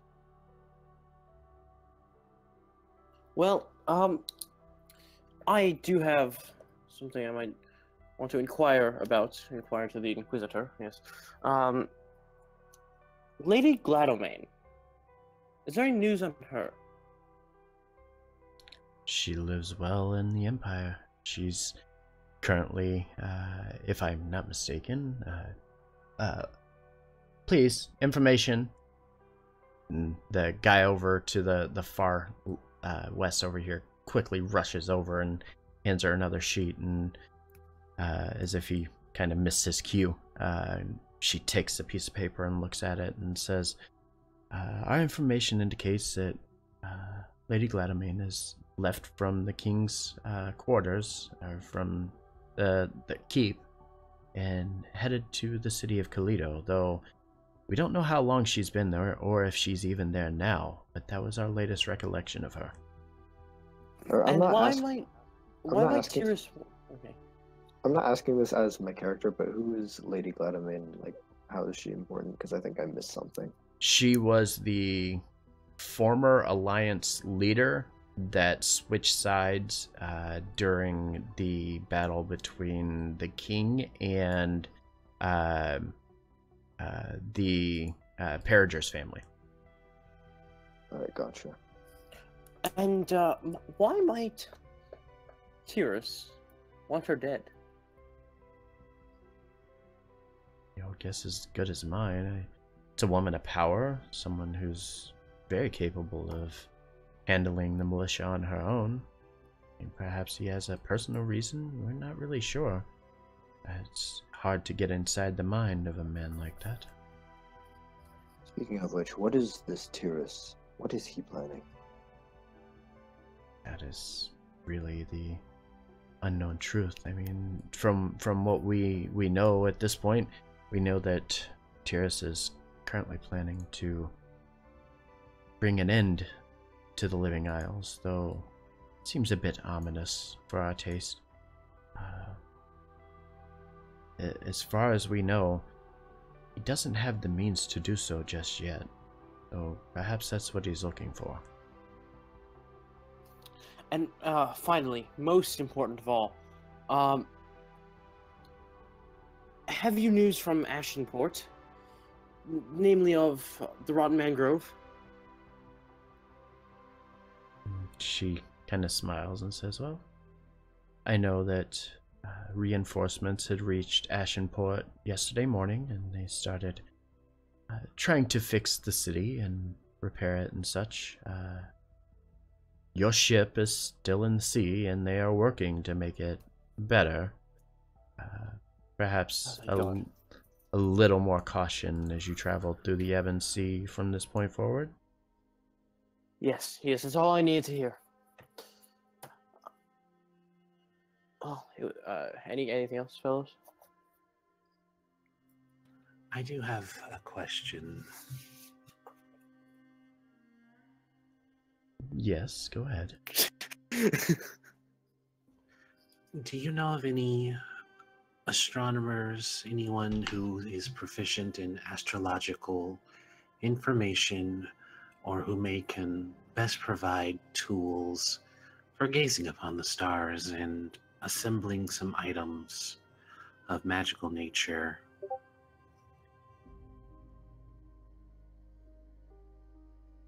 And she thinks for a second and says, well, if this were Clycair, then yes, I would know of plenty of wizards and scholars, though. How do you spell that? Clycair, the island of Clycair, where the Empire is currently located. Oh, that's no good to me.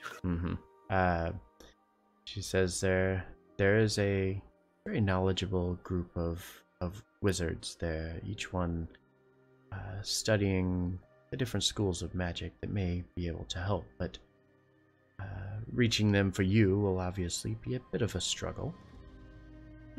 Do you know any of them that are politically dissatisfied with the current state of the Empire and would be willing to defect? Generally, these mages keep to themselves. They aren't in it for the political squabble, but perhaps, if you're lucky, you can try to initiate a conversation with them. And would you all be the people to get in touch with about arranging such a thing? And she grins and says, aren't we always the people to get in conversation with? Great. Well, since this is on someone else's tab, if you could do that for me, I would just have a few things to request. I could maybe discuss it with you at another time, but work out the details now. And she nods and says, very well. Give us a couple days. We will send word.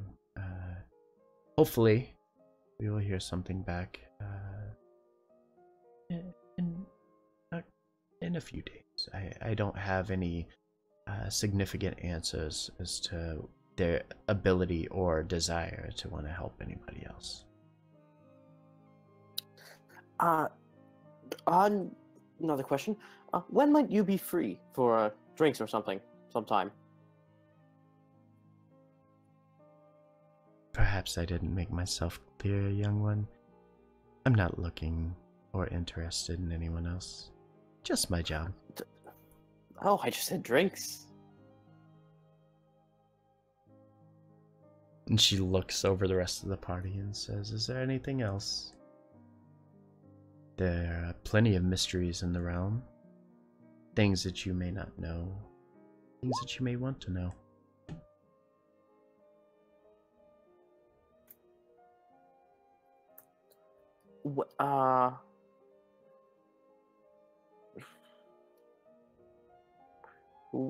Where the hell might a creature like that one, I point to a Zoxy, come from?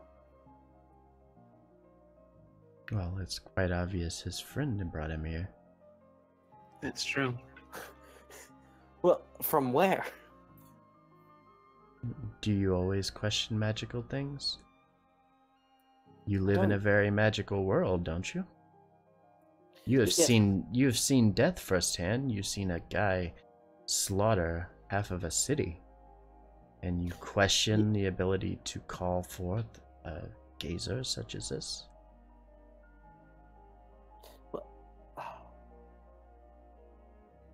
I'm just gonna Do you have any information turn my on back. Do you have any information on God King Natar?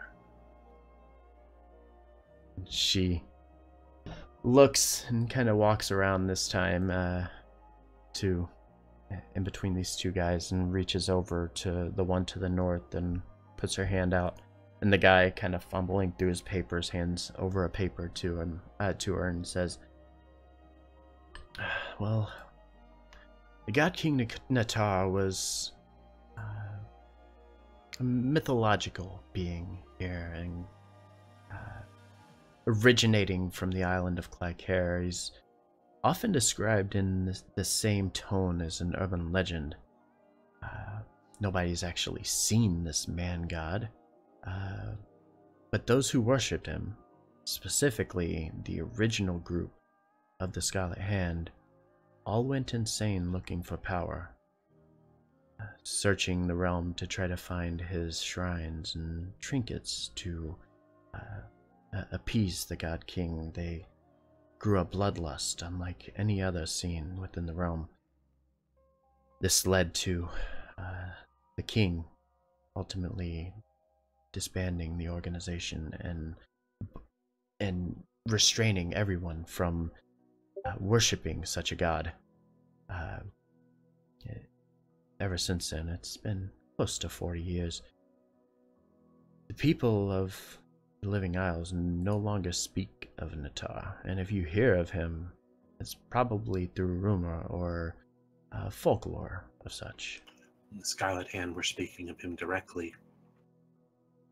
She nods and says, "Indeed, they were." Yes, I have a more personal question. She nods and looks at you. You may not. I don't remember the names. I come from this area a long time ago, and along with aiding the Alliance, I came here in search. My parents are from here, somewhere. All I know is that my father was an elf and my mother was a human. Might you know anything about a pair of an elf and a human that part of the Alliance that sent their only son off to sea when he was 3? And she looks up at you in a very calm and soothing look and says, "Well, I personally don't deal in personal matters, though I do have a researcher on our team that may be able to help you. Speak to Minara. She's to the northwest corner up here. Just so you know, it's just another spy." Also, my map broke. Your map broke. Yeah, I can't see anything. She says, she used to be a member of the Alliance Record Keepers, and now she is under our employ. If anyone is to know the existence of her, she will be the one to tell you. Your map broke in what way? I am seeing only dark. It is just black. That is all. Move back over here. I also can't see my own icon. Zoom all the way out. You might have to refresh the page. That happens to me every now and then too. Alright, let me refresh the page. I go to the researcher. And as you kind of approach this researcher, she looks up at you and says, "Yes, what can I help you with?" Yes, so I was looking for my parents. A pair of people, elf male and human female. I know they were stationed in the Alliance. They were militia. I can't recall much about them. They sent me off to sea on a salvage boat, the Rotten Mangrove, when I was only 3. She kind of, as you're talking, she's searching through documents, and you see her turn around and is looking through the books over here, and she's listening and saying, "Yes, yes. Let's see. Well, records indicate that the former captain of the Rotten Mangrove was militia as well. That's interesting. What? It appears your parents knew him before he retired, and they felt that it was best to send you along with him instead of some random stranger. Let's see. That ties... Yes, here it is. Your father and he were both members of the Victus militia. Though it looks like Golden Tooth got out of the military just before you were born. When he left, your father, Waltef, decided to join Beau's Royal Navy. I knew Quinmelin for years, and he never told me he was part of the militia. Yeah, but our records are a bit fuzzy at this point. We report that Quinmelin took you under his employ at the behest of your parents. He said that you would be raised the best that he could. tried to keep you safe from the battles that were brewing back home. But it's hard to really tell what happens. Records indicate your father's actions are almost non-existent. Some random reports of his whereabouts here and there, nothing concrete. There are records of your mother, Rayone. Yes. Rio, how do you spell that? I will give you the 2 names here, including a last name. So I'll finally know my own last name? Other than the Brave? What's Diley? Skytarnus Diley. I like that. It says there are records showing your mother, Rayone, left Bria almost 10 years ago. She quickly scrambles through her notes and says, well, that's strange. What? Oh, our records indicate that Rayone is currently under the employ of Lady Gladamain. Looks as though she is an advisor of sorts, aiding the Empire with their plans against the Alliance. And then she stops and kind of pinches her nose a little bit and says, if you want my advice, you need to speak directly to Bo, if at all possible. While we are generally good at gathering information, there are just some things we cannot find. So, my mother's alive. She's advising the enemy. What? And Shannara It can't have kind been of... a coincidence that I had a vision of... Huh. Shannara looks back over at Pandora and says, is there anything else that you might have questions about? Anything at all?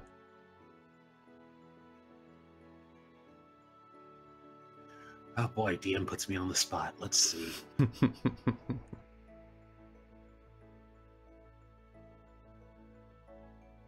I have to look and see what I know that you know. And I know Yeah, that you it's know like enough I'm things. looking. You know a looking lot over of what things. I've written down so much. I'm like, what did I miss?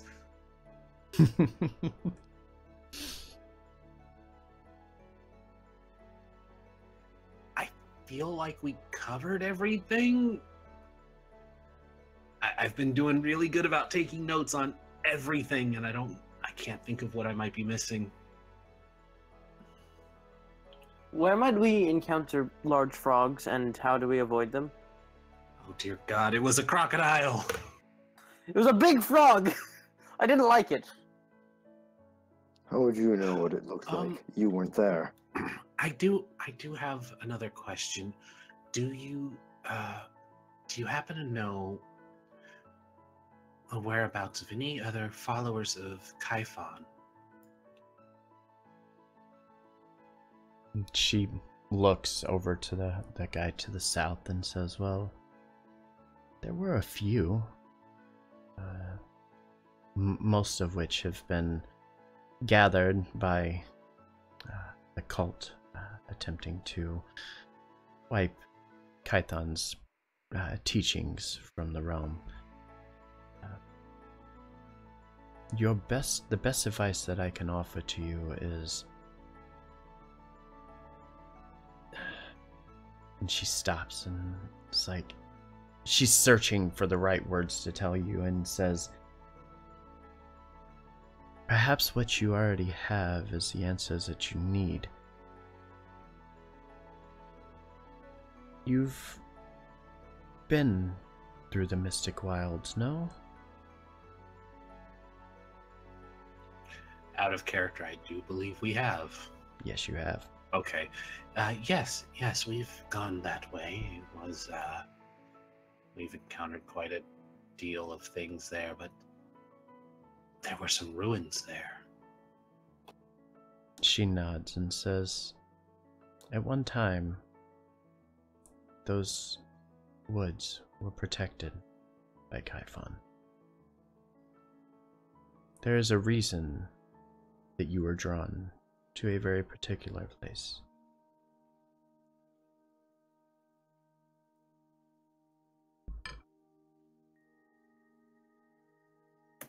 Yes, I have a question. And she looks up at you. I'm gonna go back to her from my thing. Where might we find dragons? Well, to be honest, the closest you'll get is the Dragonkin. If you're looking for real dragons, though, they've been dead for years, since the Dragon Wars, and Rythes, when he was defeated, they buried him here within the Isles, if you're interested in maybe exploring that. No, we were looking for live dragons we can maybe ride and use. But, no matter. Dragonkin? Dragonborn? And she nods and says, the Dragonkin definitely guard the secrets of the dragons, but to be honest, they're very secretive individuals. It's the Riverstrad clan, if you haven't already met them. Very peaceful tribe, to be honest. But they are on the side of the Alliance. They are within the Alliance Isles. You can possibly speak to Zolkork and get some information. They may be able to assist you. And they might be, could possibly be powerful warriors, if maybe, perhaps? They are peacekeeping people. But in times of need, I'm certain that they would be able to aid in some way. They could aggressively keep the peace. I don't believe that is what you're looking for. No, we were looking for fighters. Never mind about the dragons then, we were misinformed. The Dragonkin, they are very reluctant warriors in times of war.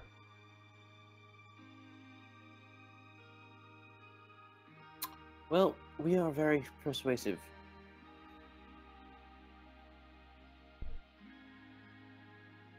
She knows. Pandora says nothing.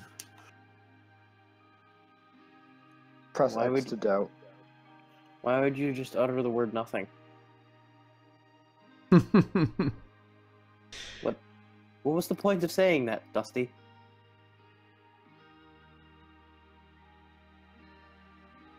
Okay, I believe that is all from us. Okay. Yes? If Featherhead, that- anything? My is queries all. have been answered. Now, the smell is quite getting to me. Can you show us the way out? Right. So as the conversation comes to a close, and Anel, here in the middle, thanks Shannara for her time, you hear the sound of a bell coming from the northeast corner of the chamber, and you watch as a couple of spies start making their way over here, kind of quickly rushing to the area. As they do, one of them quickly peeks back around the corner here and kind of pushes Skytarnet back out of the way a little bit and looks around the corner and says, Miss Shannara, it's him. And Shannara grins and looks back at the rest of you guys that are kind of standing in front of you and says, well, where you are going, you cannot do so with just the three of you. While all this is on such short notice, we do have one person who may be able to assist. You need someone familiar with the land, someone who can aid your cause, and someone who can fill the void of a fallen comrade. And the water down the end of this pathway here starts to quiet down as a ship docks at the end of the little platform here, and an individual shows up. His gear on his back, about a 6 foot tall human, steps around the corner, kind of looks a little disheveled, to be honest. As he kind of walks forward. Again, not well groomed. Looks as though he might smell a bit after spending so much time out in the wild. His armor is attached to his backpack, and it looks to be in rough shape. His cloak is tattered and worn. Shannara, again, looks back at our adventurers and says, "This is Rylan the Ardent." Rylan walks the path of redemption, wishing to prove himself to be a valuable asset to the Isles once more. As such, he came to the ESS looking for work. Allow him to join your ranks. His gear may not look like much, but he has conviction.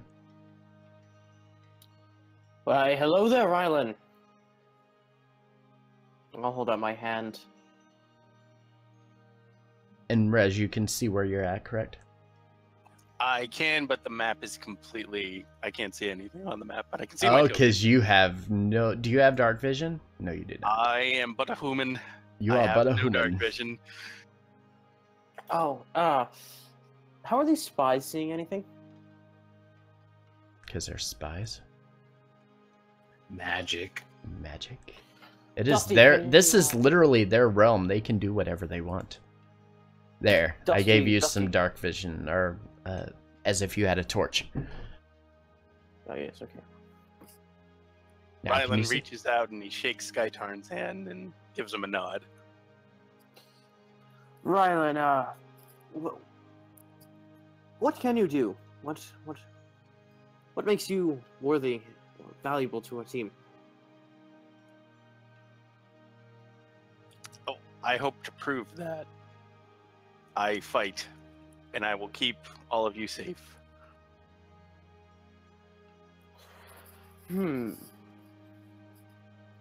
Well, we'll see how you do. I'm your captain. Look at me. I'm the captain now. Yes. I am your captain. You will listen to me. As long Although- as the orders are fine, then we'll have no trouble. And you can ask 2 of my happy and 1 of my unhappy customers. I give excellent orders. I gesture to Lorgus and Pandora. I offer you my humble greetings. This one looks capable, even if appearances are deceptive. Oh, you're one to talk 5 hours. Rylan just kind of stares at the gazer like he just wow, like didn't quite expect that. Pandora hasn't said anything, but she's kind of just watching. But then finally is like, well, do you feel that charging a god to see if it will bleed is a valuable way to throw away your life?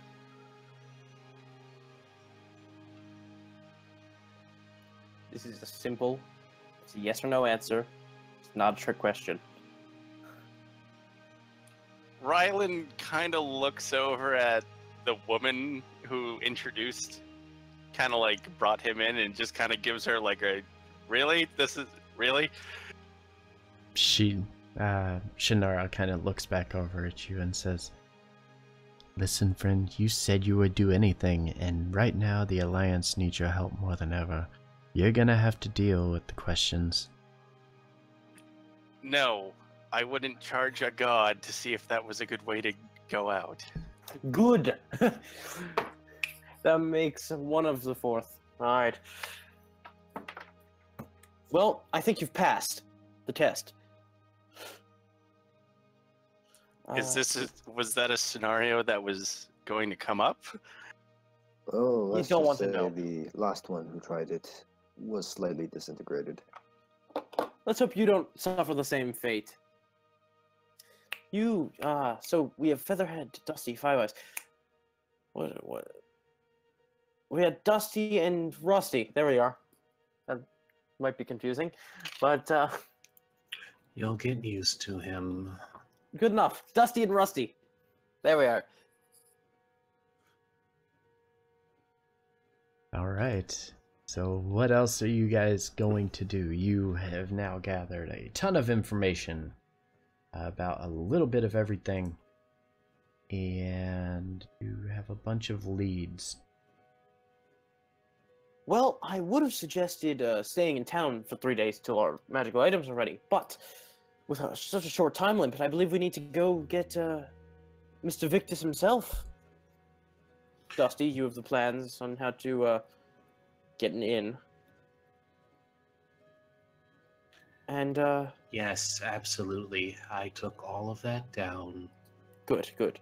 I'm going to need that information again, DM. Yep. Let's Just later, head over, not now. Yeah. Let's head over to Mr. Victus himself. We should secure a room. Why? Rooms. You will. So, as you're kind of discussing this, Anel kind of walks up behind you guys and says, if I may, Commander Argent has a ship prepared for you for your voyages going forward. You are welcome to sleep and eat and do what you need to amongst the ship. Use it sparingly, and be very careful that you return it in one piece. Because while Kasara's kindness to give you the answers or lead you to the answers you're looking for may exist, destroying one of her ships will not bode well for you. What are you accusing me of? Okay, I don't just go around destroying Never mind. Let's get Yes, this you ship. do. No, So she Past evidence would suggest otherwise. Pandora just smiles to herself. was so one time. she kind of gathers you guys up and says that she's going to take you over to the cavern where all of the ships are. And you'll get over there, and it's going to be the ship that you get will be a nice little 2-sail sloop, just something quick and easy to maneuver, get in and out where you got to go, and travel. Depending on where you go, will range about a day, more than likely, to get from one point to another.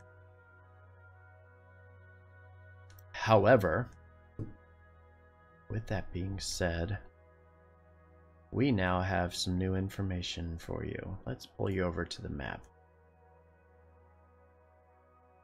If I can pull you over to the map. Pull you here first. Works. Alright, so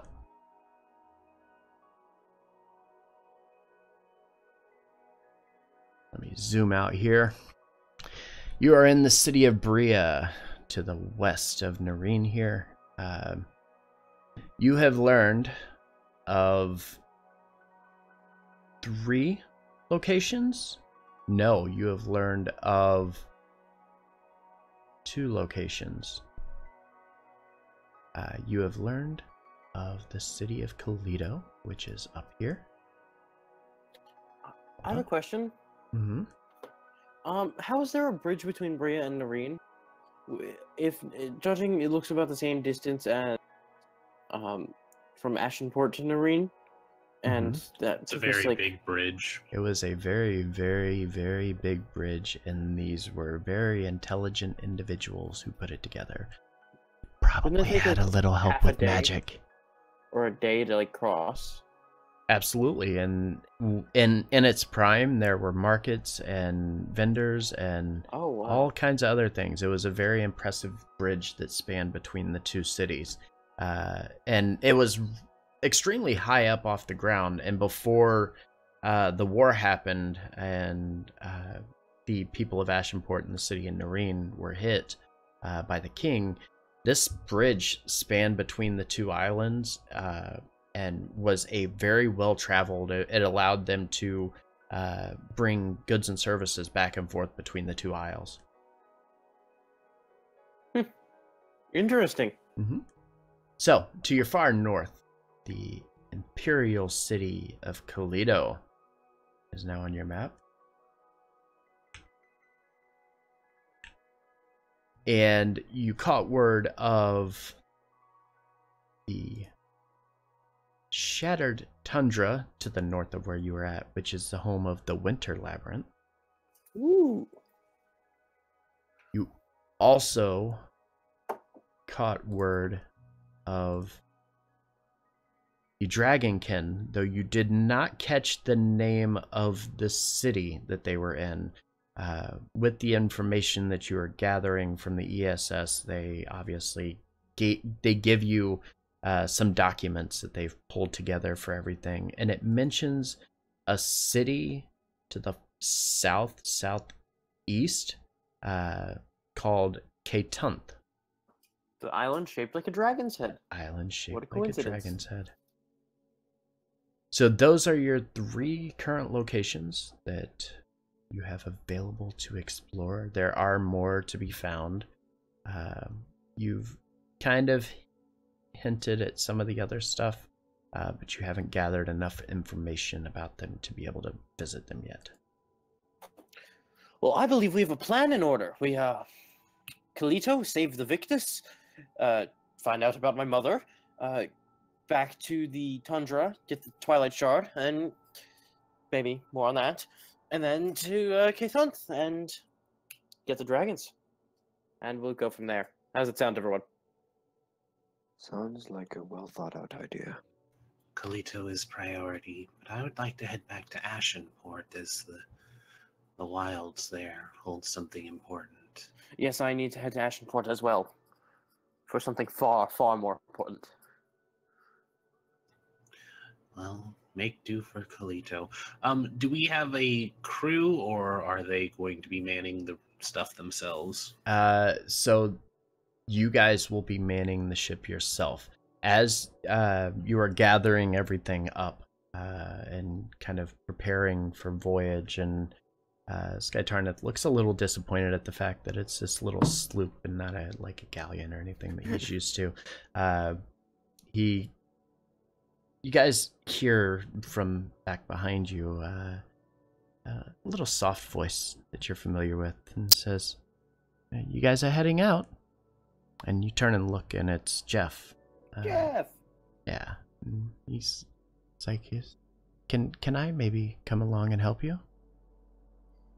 Well, I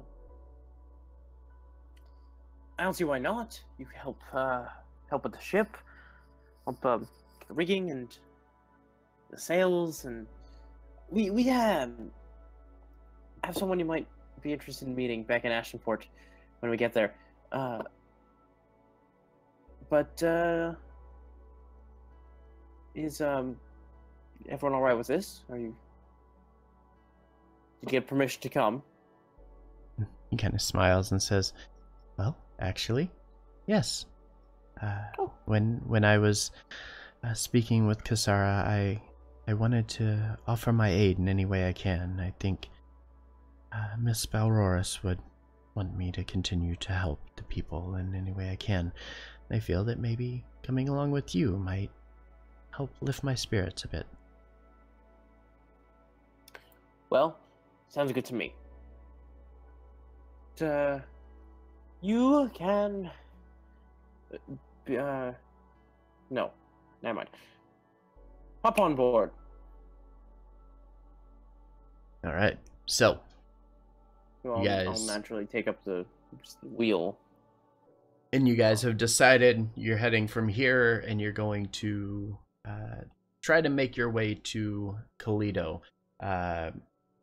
As you kind of look through this information that you were given by Shannara, she had very specific plans on how you could get there without being seen, how to sneak into the city, when you should move and do certain things.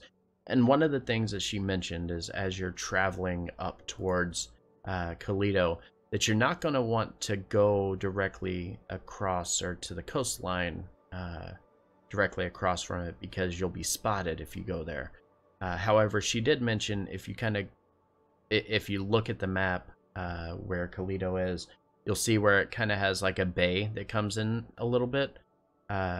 She mentions that if you go to like this section of the map, you'll be able to come in and dock the ship and go unseen to get there. And then once you're there, you'll have to go on foot to reach Kalito itself. Okay, I'm sorry. One last bit of housekeeping. Before we leave Bria, can we buy some bottles of oil? Oh God, no. Just like 3 or 4 bottles of oil. We already have tinder boxes. You can purchase any standard items that you would normally be able to purchase, yes. Yeah, so I'll purchase 4 of them just for myself. Okay. How much? Whatever the standard cost is, I haven't looked. Now I have 6 oil. We're all gonna get incinerated. Can we just say that each one is silver? Did you look it up? No, I don't know You should where would I look it find up. that? You could go on D&D Beyond. Go to the equipment Oh. list. Here, I'll show you. Copy. Oh, I didn't Paste. realize. Go there and do a search for whatever you want. If you want oil, you do a search for Yeah, oil. I and was it'll pop right right. up. 1 silver piece. 1 silver piece. There you go. That's the So- easiest way to find it. D&D Beyond is so useful for that kind of stuff. Cool. So that's Yeah. All right. ready to go. So you guys are heading to the north. Are you going to go the undetected manner, or are you going to go straight to shore? Yeah, let's go the undetected way. I say. Anyone else? Makes sense to me. Okay. Yeah, we should head that way. Okay.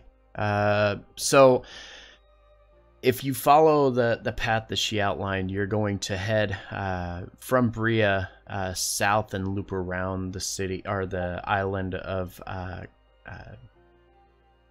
Kurth and go around the outer edge of the island of Clycair to make your way over there. That way you're not going through the center of the bay and possibly wrecking your ship. As you make your way around, you see this very steep, rocky coast southeast of Kalito. There's a small alcove kind of goes into the side of the coastline itself. You're able to kind of dock the boat pretty close to the shoreline. I'm guessing to position it. You guys are killing me. One sec. I gotta mute all the notifications. Kind of dock it so you guys can get out pretty quickly, just in case.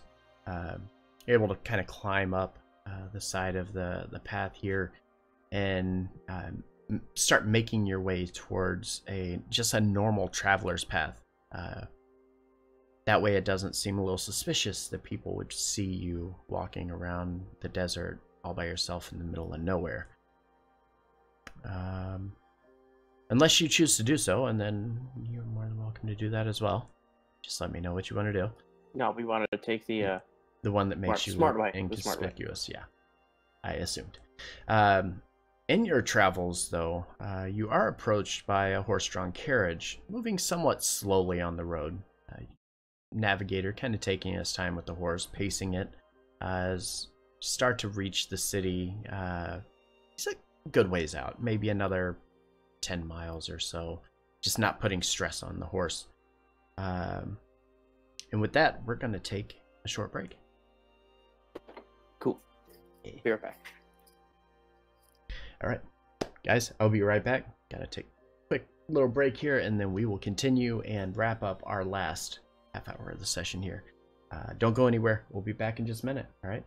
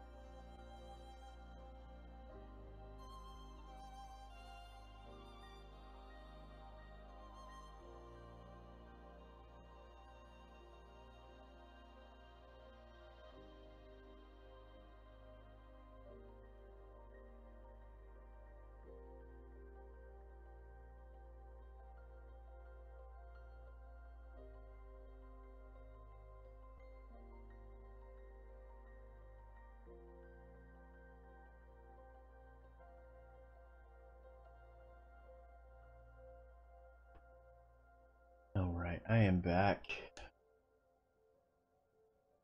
Still here. How's everybody doing, by the way? Hope you are enjoying tonight's stream. Good news, bad news. Good news is they're right on schedule. Got a lot of things done. Kind of working out in their favor right now, and that's pretty fantastic. Bad news is, unfortunately, we only have 30 minutes left, so we got to make the most of it tonight. Don't forget, tomorrow is Ascension Sunday, Tyranny Monday, 7:30 again, and Empire Wednesday. Lots of games coming up. Pretty exciting stuff, especially with PAX East coming up. It's going to be pretty fantastic as well. Is everybody here? Or is it just you? I'm still here. Alrighty.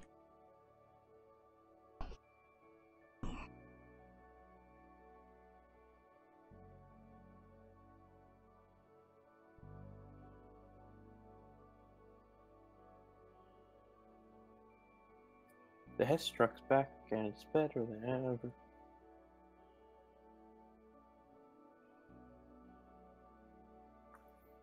Hestruck is here. The Hestruck's here.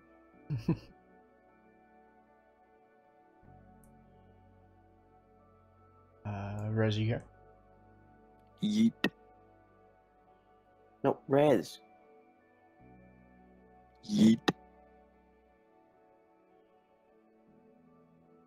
Yeah, the antimatter rifle. The antimatter rifle is in futuristic D&D. Yes. Yeah, I mean, it's fine. Pandora's still proficient in it. You are? That's what Eldritch Blast is anyways, right? Right? Yeah, Same think thing, about right? it. Except Just if like you find a times 10. railgun that can shoot back on yourself. Well, Rolls of 1. I Railgun was like, explodes. any railgun could technically do that. You got a dual-wield railguns. Bitches love cannons. You gotta dual-wield, like, fucking... No, you just gotta, like, rip 2 cannons from, like, ships and just dual-wield them like you're Salvador from Borderlands. So, if we keep this Five Eyes Zoxy, I'm not even gonna ever try to pronounce that again.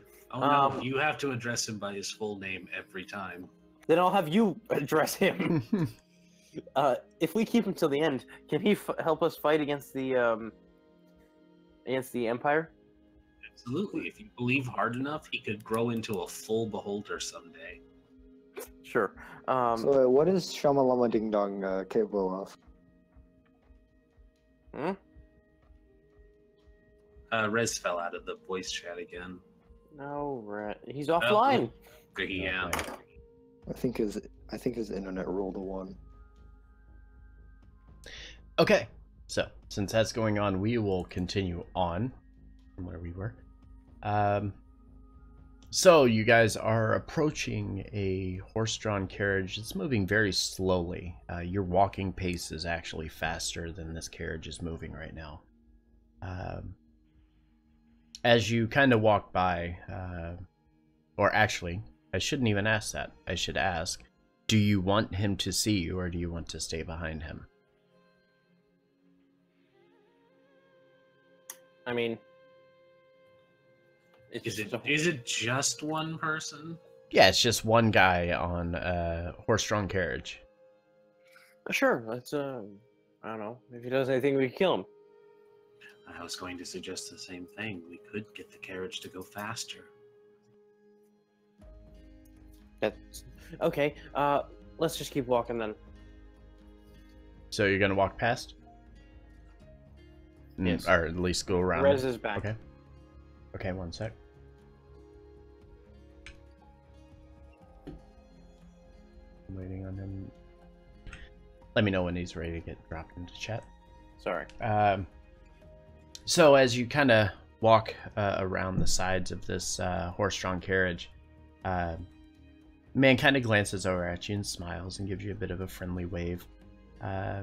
His horse is a very well kept and kind of beautiful looking stallion. The cart is in immaculate condition. It looks almost brand new. Obviously, he takes very good care of the equipment. And he kind of looks over at you and says, "Hey, greetings, travelers. You on your way to Toledo?" No, we're just passing through. Sightseeing, you know. Well, I understand. If you want, though, you can take a load off and ride with me. I'm heading up to Toledo. You want to continue on from there, you're more than welcome to do so. I'm just taking Pandora it is easy. already climbing inside. What is your name, kind sir? My name is Kai. What is your name? Kai. Huh. Ironic. Okay, well, what's your business? Why are you heading to Toledo? Toledo's my home. Why wouldn't I go to Toledo? Oh, I see. Yes. And I'll go to the horse, kind of like scratch him behind the ear, like, what's his name then? We call this one Carrot. Do you want to guess Carrot. why we call him Carrot? Because he Does he likes apples. Really like carrots. Apples, yes. So as you get on the horse, he's like, "I've been taking it quite easy with Carrot here, but he has plenty of energy to spare. If you want, we can speed things up a bit." What is your vocation, Kai? Your what? He's His asking. job.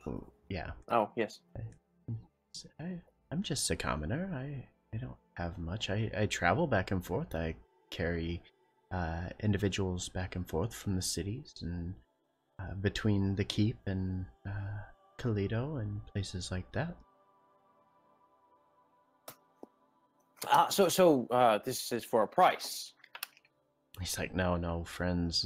I caught you in your travels. I would never ask you to pay anything. You didn't come to me for my services. I offered them. That's fair. That is fair. However, we can't leave you empty-handed. I'll hand him his gold. By the One way, gold. Rez is in the waiting room. Okay. I'll hand him 1 gold for the ride. Toledo. And as you guys kind of climbed into the carriage already, in the back you see several pillows and blankets and small amount of food and water and stuff like that. And up near the navigator himself, there's a chest, almost the width of the carriage. It's currently closed. Kind of looks back at everybody and says, "Well, if you're ready, we'll continue forward." Sounds good to me. Yes, Thank you very much, Kai. that would be quite nice. So, what is the talk of the city lately? He thinks for a second and he says, "Well, we did have a bit of trouble in the city not too long ago." Pray do tell. Bandits, pirates, disgruntled rebels. Gods. Oh, I hear that's happening a lot lately. Well, you see, the city was invaded. Had quite the predicament. A large apparition over top of one of our temples. Guy claiming to be a god, and suddenly he invaded the entire city with undead. The guards were able to hold him off, but it took a few of us with them. I see. I'm gonna point at Jeff and say, yes. John here has experienced some of that firsthand as well. Yeah. We have only heard such rumors. He nods and says, "Well, hopefully it's not an ongoing occurrence. The people are a little perturbed by this god's arrival. I know the entire keep is currently up in arms as to what to do with him, but hopefully it won't be an issue going forward. Our brave heroes were able to save the city, after all. Brave heroes? Who might they be? Oh, did you hear that? The brave heroes saved their city. She stares at Skatarnath hard. Brave heroes? Who might they be? He smiles and he says, "But you haven't heard of the champions of the Empire? Oh man, they are a sight to see." Dude, They were able to fend off Tiras, this god? Not only did they fend him off, but chased him out of the city of Kalido and all. I see. That's very impressive. If only such brave heroes, as you say, had been there for Jeff and his people, Jeff might still have a... John might still have a family. He kind of looks back at you questioning and says, John, is it? John, yes, sorry. Pandora slides him 5 more gold. John. This man can have any name that you want him to have. Your business is your business, and I will have my business. Yes. So about an hour and a half passes, and the carriage starts to arrive at the Kalido southeastern gate. As you approach Kalido, you're kind of mystified by it. This half-octagonal shaped outer wall of the city built into the mountain basin which the city rests against. Everything feels very new and vibrant. Even though it's slowly starting to reach nighttime, this city is still very alive and very bustling. The sounds of tradesmen can be heard from off in the distance. The smell of fresh baked goods and stuff start to fill your nose, make you a little bit hungry because you haven't really ate anything lately. As you start to approach the gate, you actually notice that they have a rail system within the walls, and you see as you start to approach and you pass several miners pushing mining carts towards the city itself. The city They're is employing children? no, not that kind of miners. Oh, okay. Wow. Like miners. No, I'm not gonna Right. lie. I feel like that's really concerning that is the first thing you said. It's very apparent that this city is far more advanced than anything you have ever seen in your life. We will drop you to that map. I will tell you, the map is upside down. So you are entering from the southeastern side of the city. So the map flips. But because this was the way that I originally organized the map, and then I found the point that I wanted it to go into, I just left it. I'm sorry, is that the holy shrine of Tiras? Interesting, isn't it? I thought they fended... Okay. We'll go So- deface it later, don't worry. So, the guards, as you enter by the city here, the guards at the nearby open gate stand watch as you approach. It's very obvious that this city gets a lot of travelers from all over Clycair, even if it's a bit out of the way from some of the other cities. The guards in the tower greet the man as the cart approaches, obviously very friendly towards one another. Guard kind of looks down and says, "Welcome back, Sir Kai. Glad to see that your travels have been safe." And he nods and says, "Indeed. Thank you for asking. I hope your family is doing well." Just kind of making idle conversation as you guys approach into the city. The carriage pulls to a stop, though, just inside the gate. There's a very large building to your south here. From the outside of the building, you can hear the sound of music and excitement. The people obviously happy and having a good time. The sign on the outside of the building is illuminated by a bit of magic, and it reads, "The Handle Inn, Handel." Kai, as the cart comes to a stop, he looks back at you and says, "Oh, I believe this is my stop, and perhaps it is yours as well, at least for the night. But I do thank you for your company. However, I didn't catch your names." Yes. I am Dakin. This here, I gesture to Pandora, is He kind of smiles and looks in your direction and says, "Honestly, it's no matter. Well met, my friends, and welcome to the city of Kalido." Thank you very much, Kai. I was gonna give a really funny name. One thing I want to rewind real quick.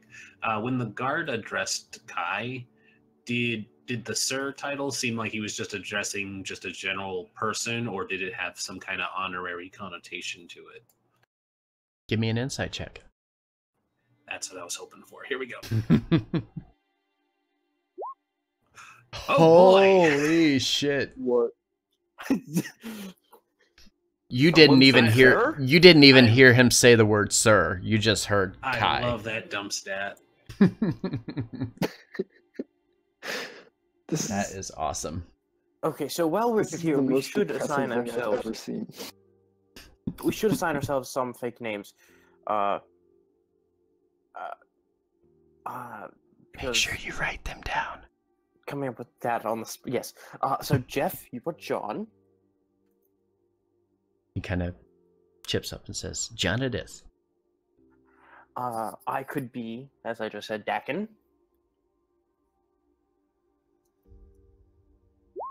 Go on. Pandora. How about? Let's see. What do we have here? Illustrate. How do you spell that?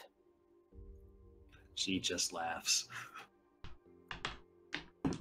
Oh, really? Let him make up the name. It seems like he's having fun with it. Yes, Illustrate. I suppose. Okay.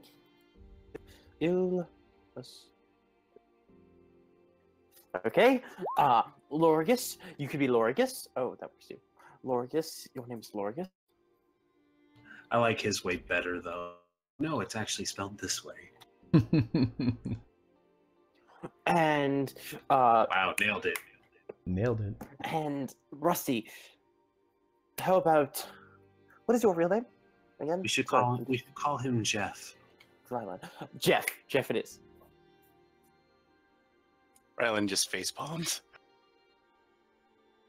Perfect. All right. So you now have aliases within a city where nobody knows who you are. Yeah. What would you like to do? You are standing next to the Handle Inn. If you would like instructions, actually, I should actually give you this information first. Before I do that, Perhaps we should wait till nightfall before we go and embark on yeah. rescuing BV. So to give you an idea, the 7 guardians, if you look up here, there are 7 circles here that are these very large statues that are lining this road behind the holy shrine of Tyrus. The 7 statues all depicting various warriors throughout time of the people of Kalido, or of the Vladomain family. And they stand roughly, I'm trying to remember, I think I said that they were, hold on, here they are. They stand about 60 foot in width and almost 200 feet tall. That's pretty big. Huh. They are each massive pillar statue bears the likeness of the 7 original members of the Gladamain Council, engraved into the shape of the pillars themselves. And then the rock face of the mountain that this city is kind of built into overlaps over top of them and rests atop the very top of each one of these guardians. That must have taken a while. The prison itself is built into the mountainside back underneath here. At least from the instructions that you were given from the ESS. If you are to get up there, you are going to pass several guard towers on your way there. You have a guard tower to here. You have a guard tower to here. And then there will be roaming guards from your information that you have gathered from the ESS as well, that will be roaming within the area surrounding the Shrine of Tyrus. Okay, so silence is of the most importance in our plans. I don't believe we will be. I hope we won't encounter many people. We will go under the cover of nightfall, and if anyone asks us, we have our names. For now, lay low. Maybe a pub, a tavern. So wait, are we permitted through the guard towers just at leisure or no? So as you're kind of watching, you're seeing people easily walking in and out through these towers. It's almost like there are different levels. So there are 3 different levels to this area here. The area that you're in that goes all the way around is the lower level. Then there's a mid-tier and an upper tier. And each one's a little higher than the one below it. And they each represent different parts of the people. Like the lower tier down here is more commoners, where the mid-tier is all of the high class, and then a lot of the government stuff goes on within the upper tier. Is it safe to assume that they'd let us into the second tier, but not really the third? It is safe to assume that because there is a shrine there, that they would allow people within the city to go to the shrine. Oh, okay, that makes things a bit easier, I think. But that's also close to where the prison is. It is. So while there may be people heading to and from the shrine, they do have a roaming guard that is watching as people approach the backside of the temple, or of the shrine itself.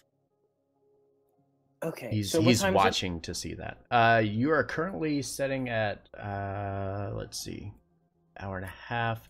That puts you at almost 8 o'clock, so nightfall is getting close.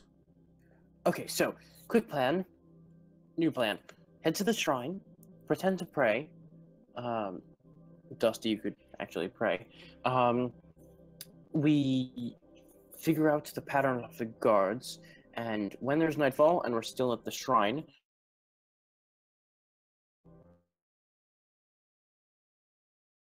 Trailed off there.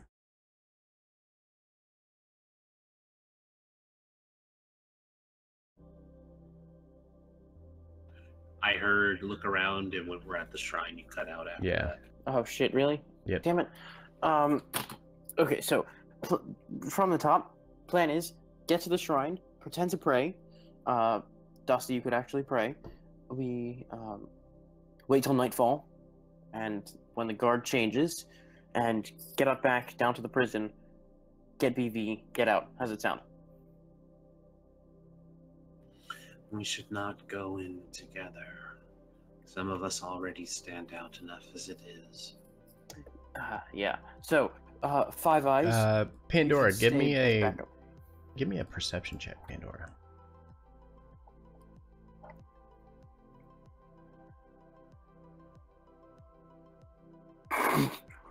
Yeah, Ouch. wisdom's not my skill.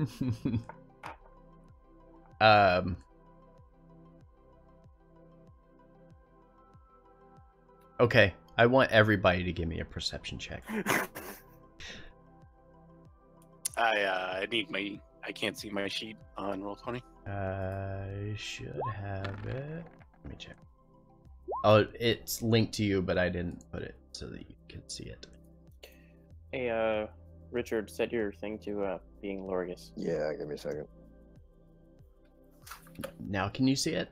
I can indeed. All right. Hey, look at that.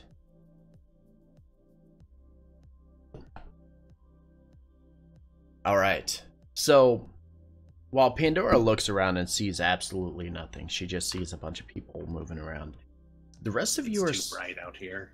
The rest of you are starting to notice a trend. It seems that most of the people within the city of Toledo are all elves. High elves are the most common amongst them, though there are several drow, there are several wood elves and things of that nature. But this city is almost entirely elven.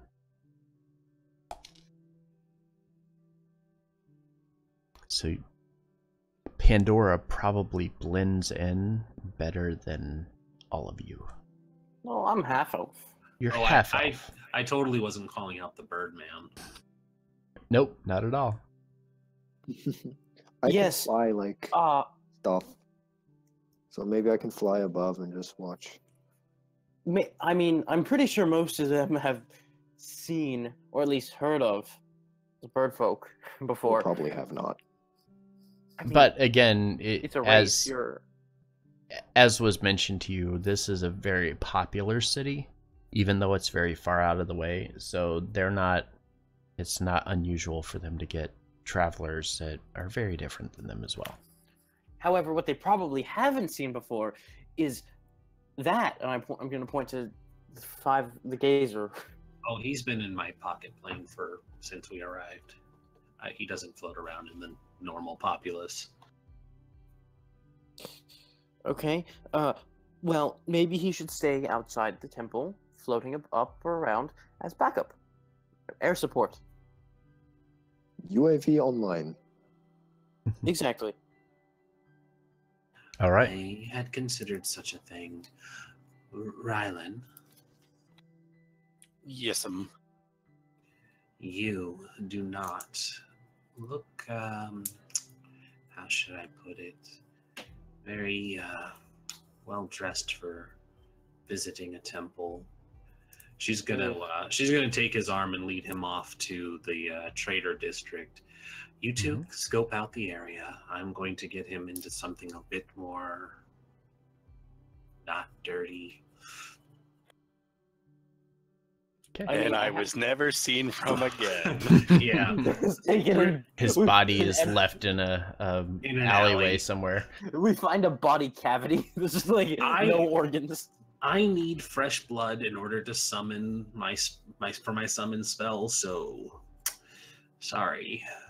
But no, seriously, she's gonna take him down to the trader district, and we're gonna get him some clean looking clothes, get him something to look not so, because a disheveled, dirty looking knight is gonna stand out even in a place that has a lot of travelers.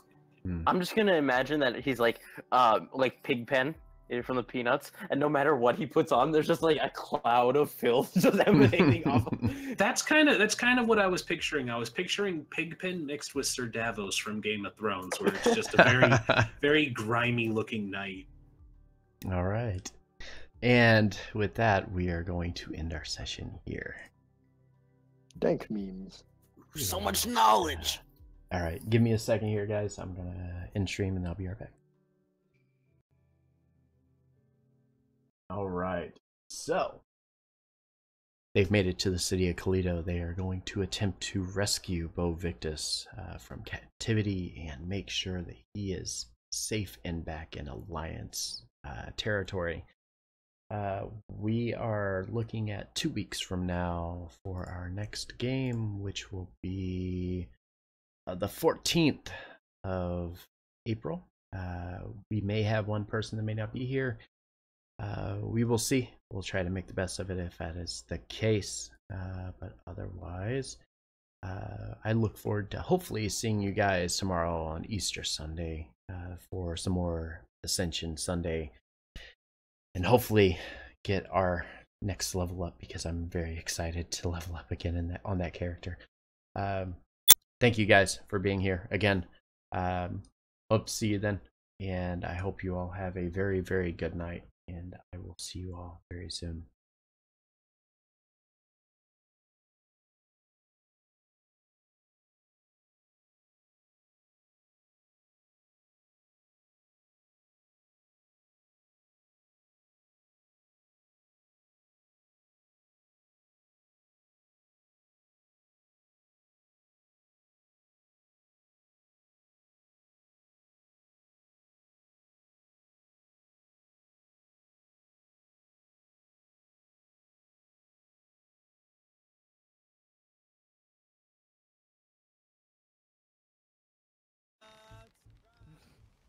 That echo is insane.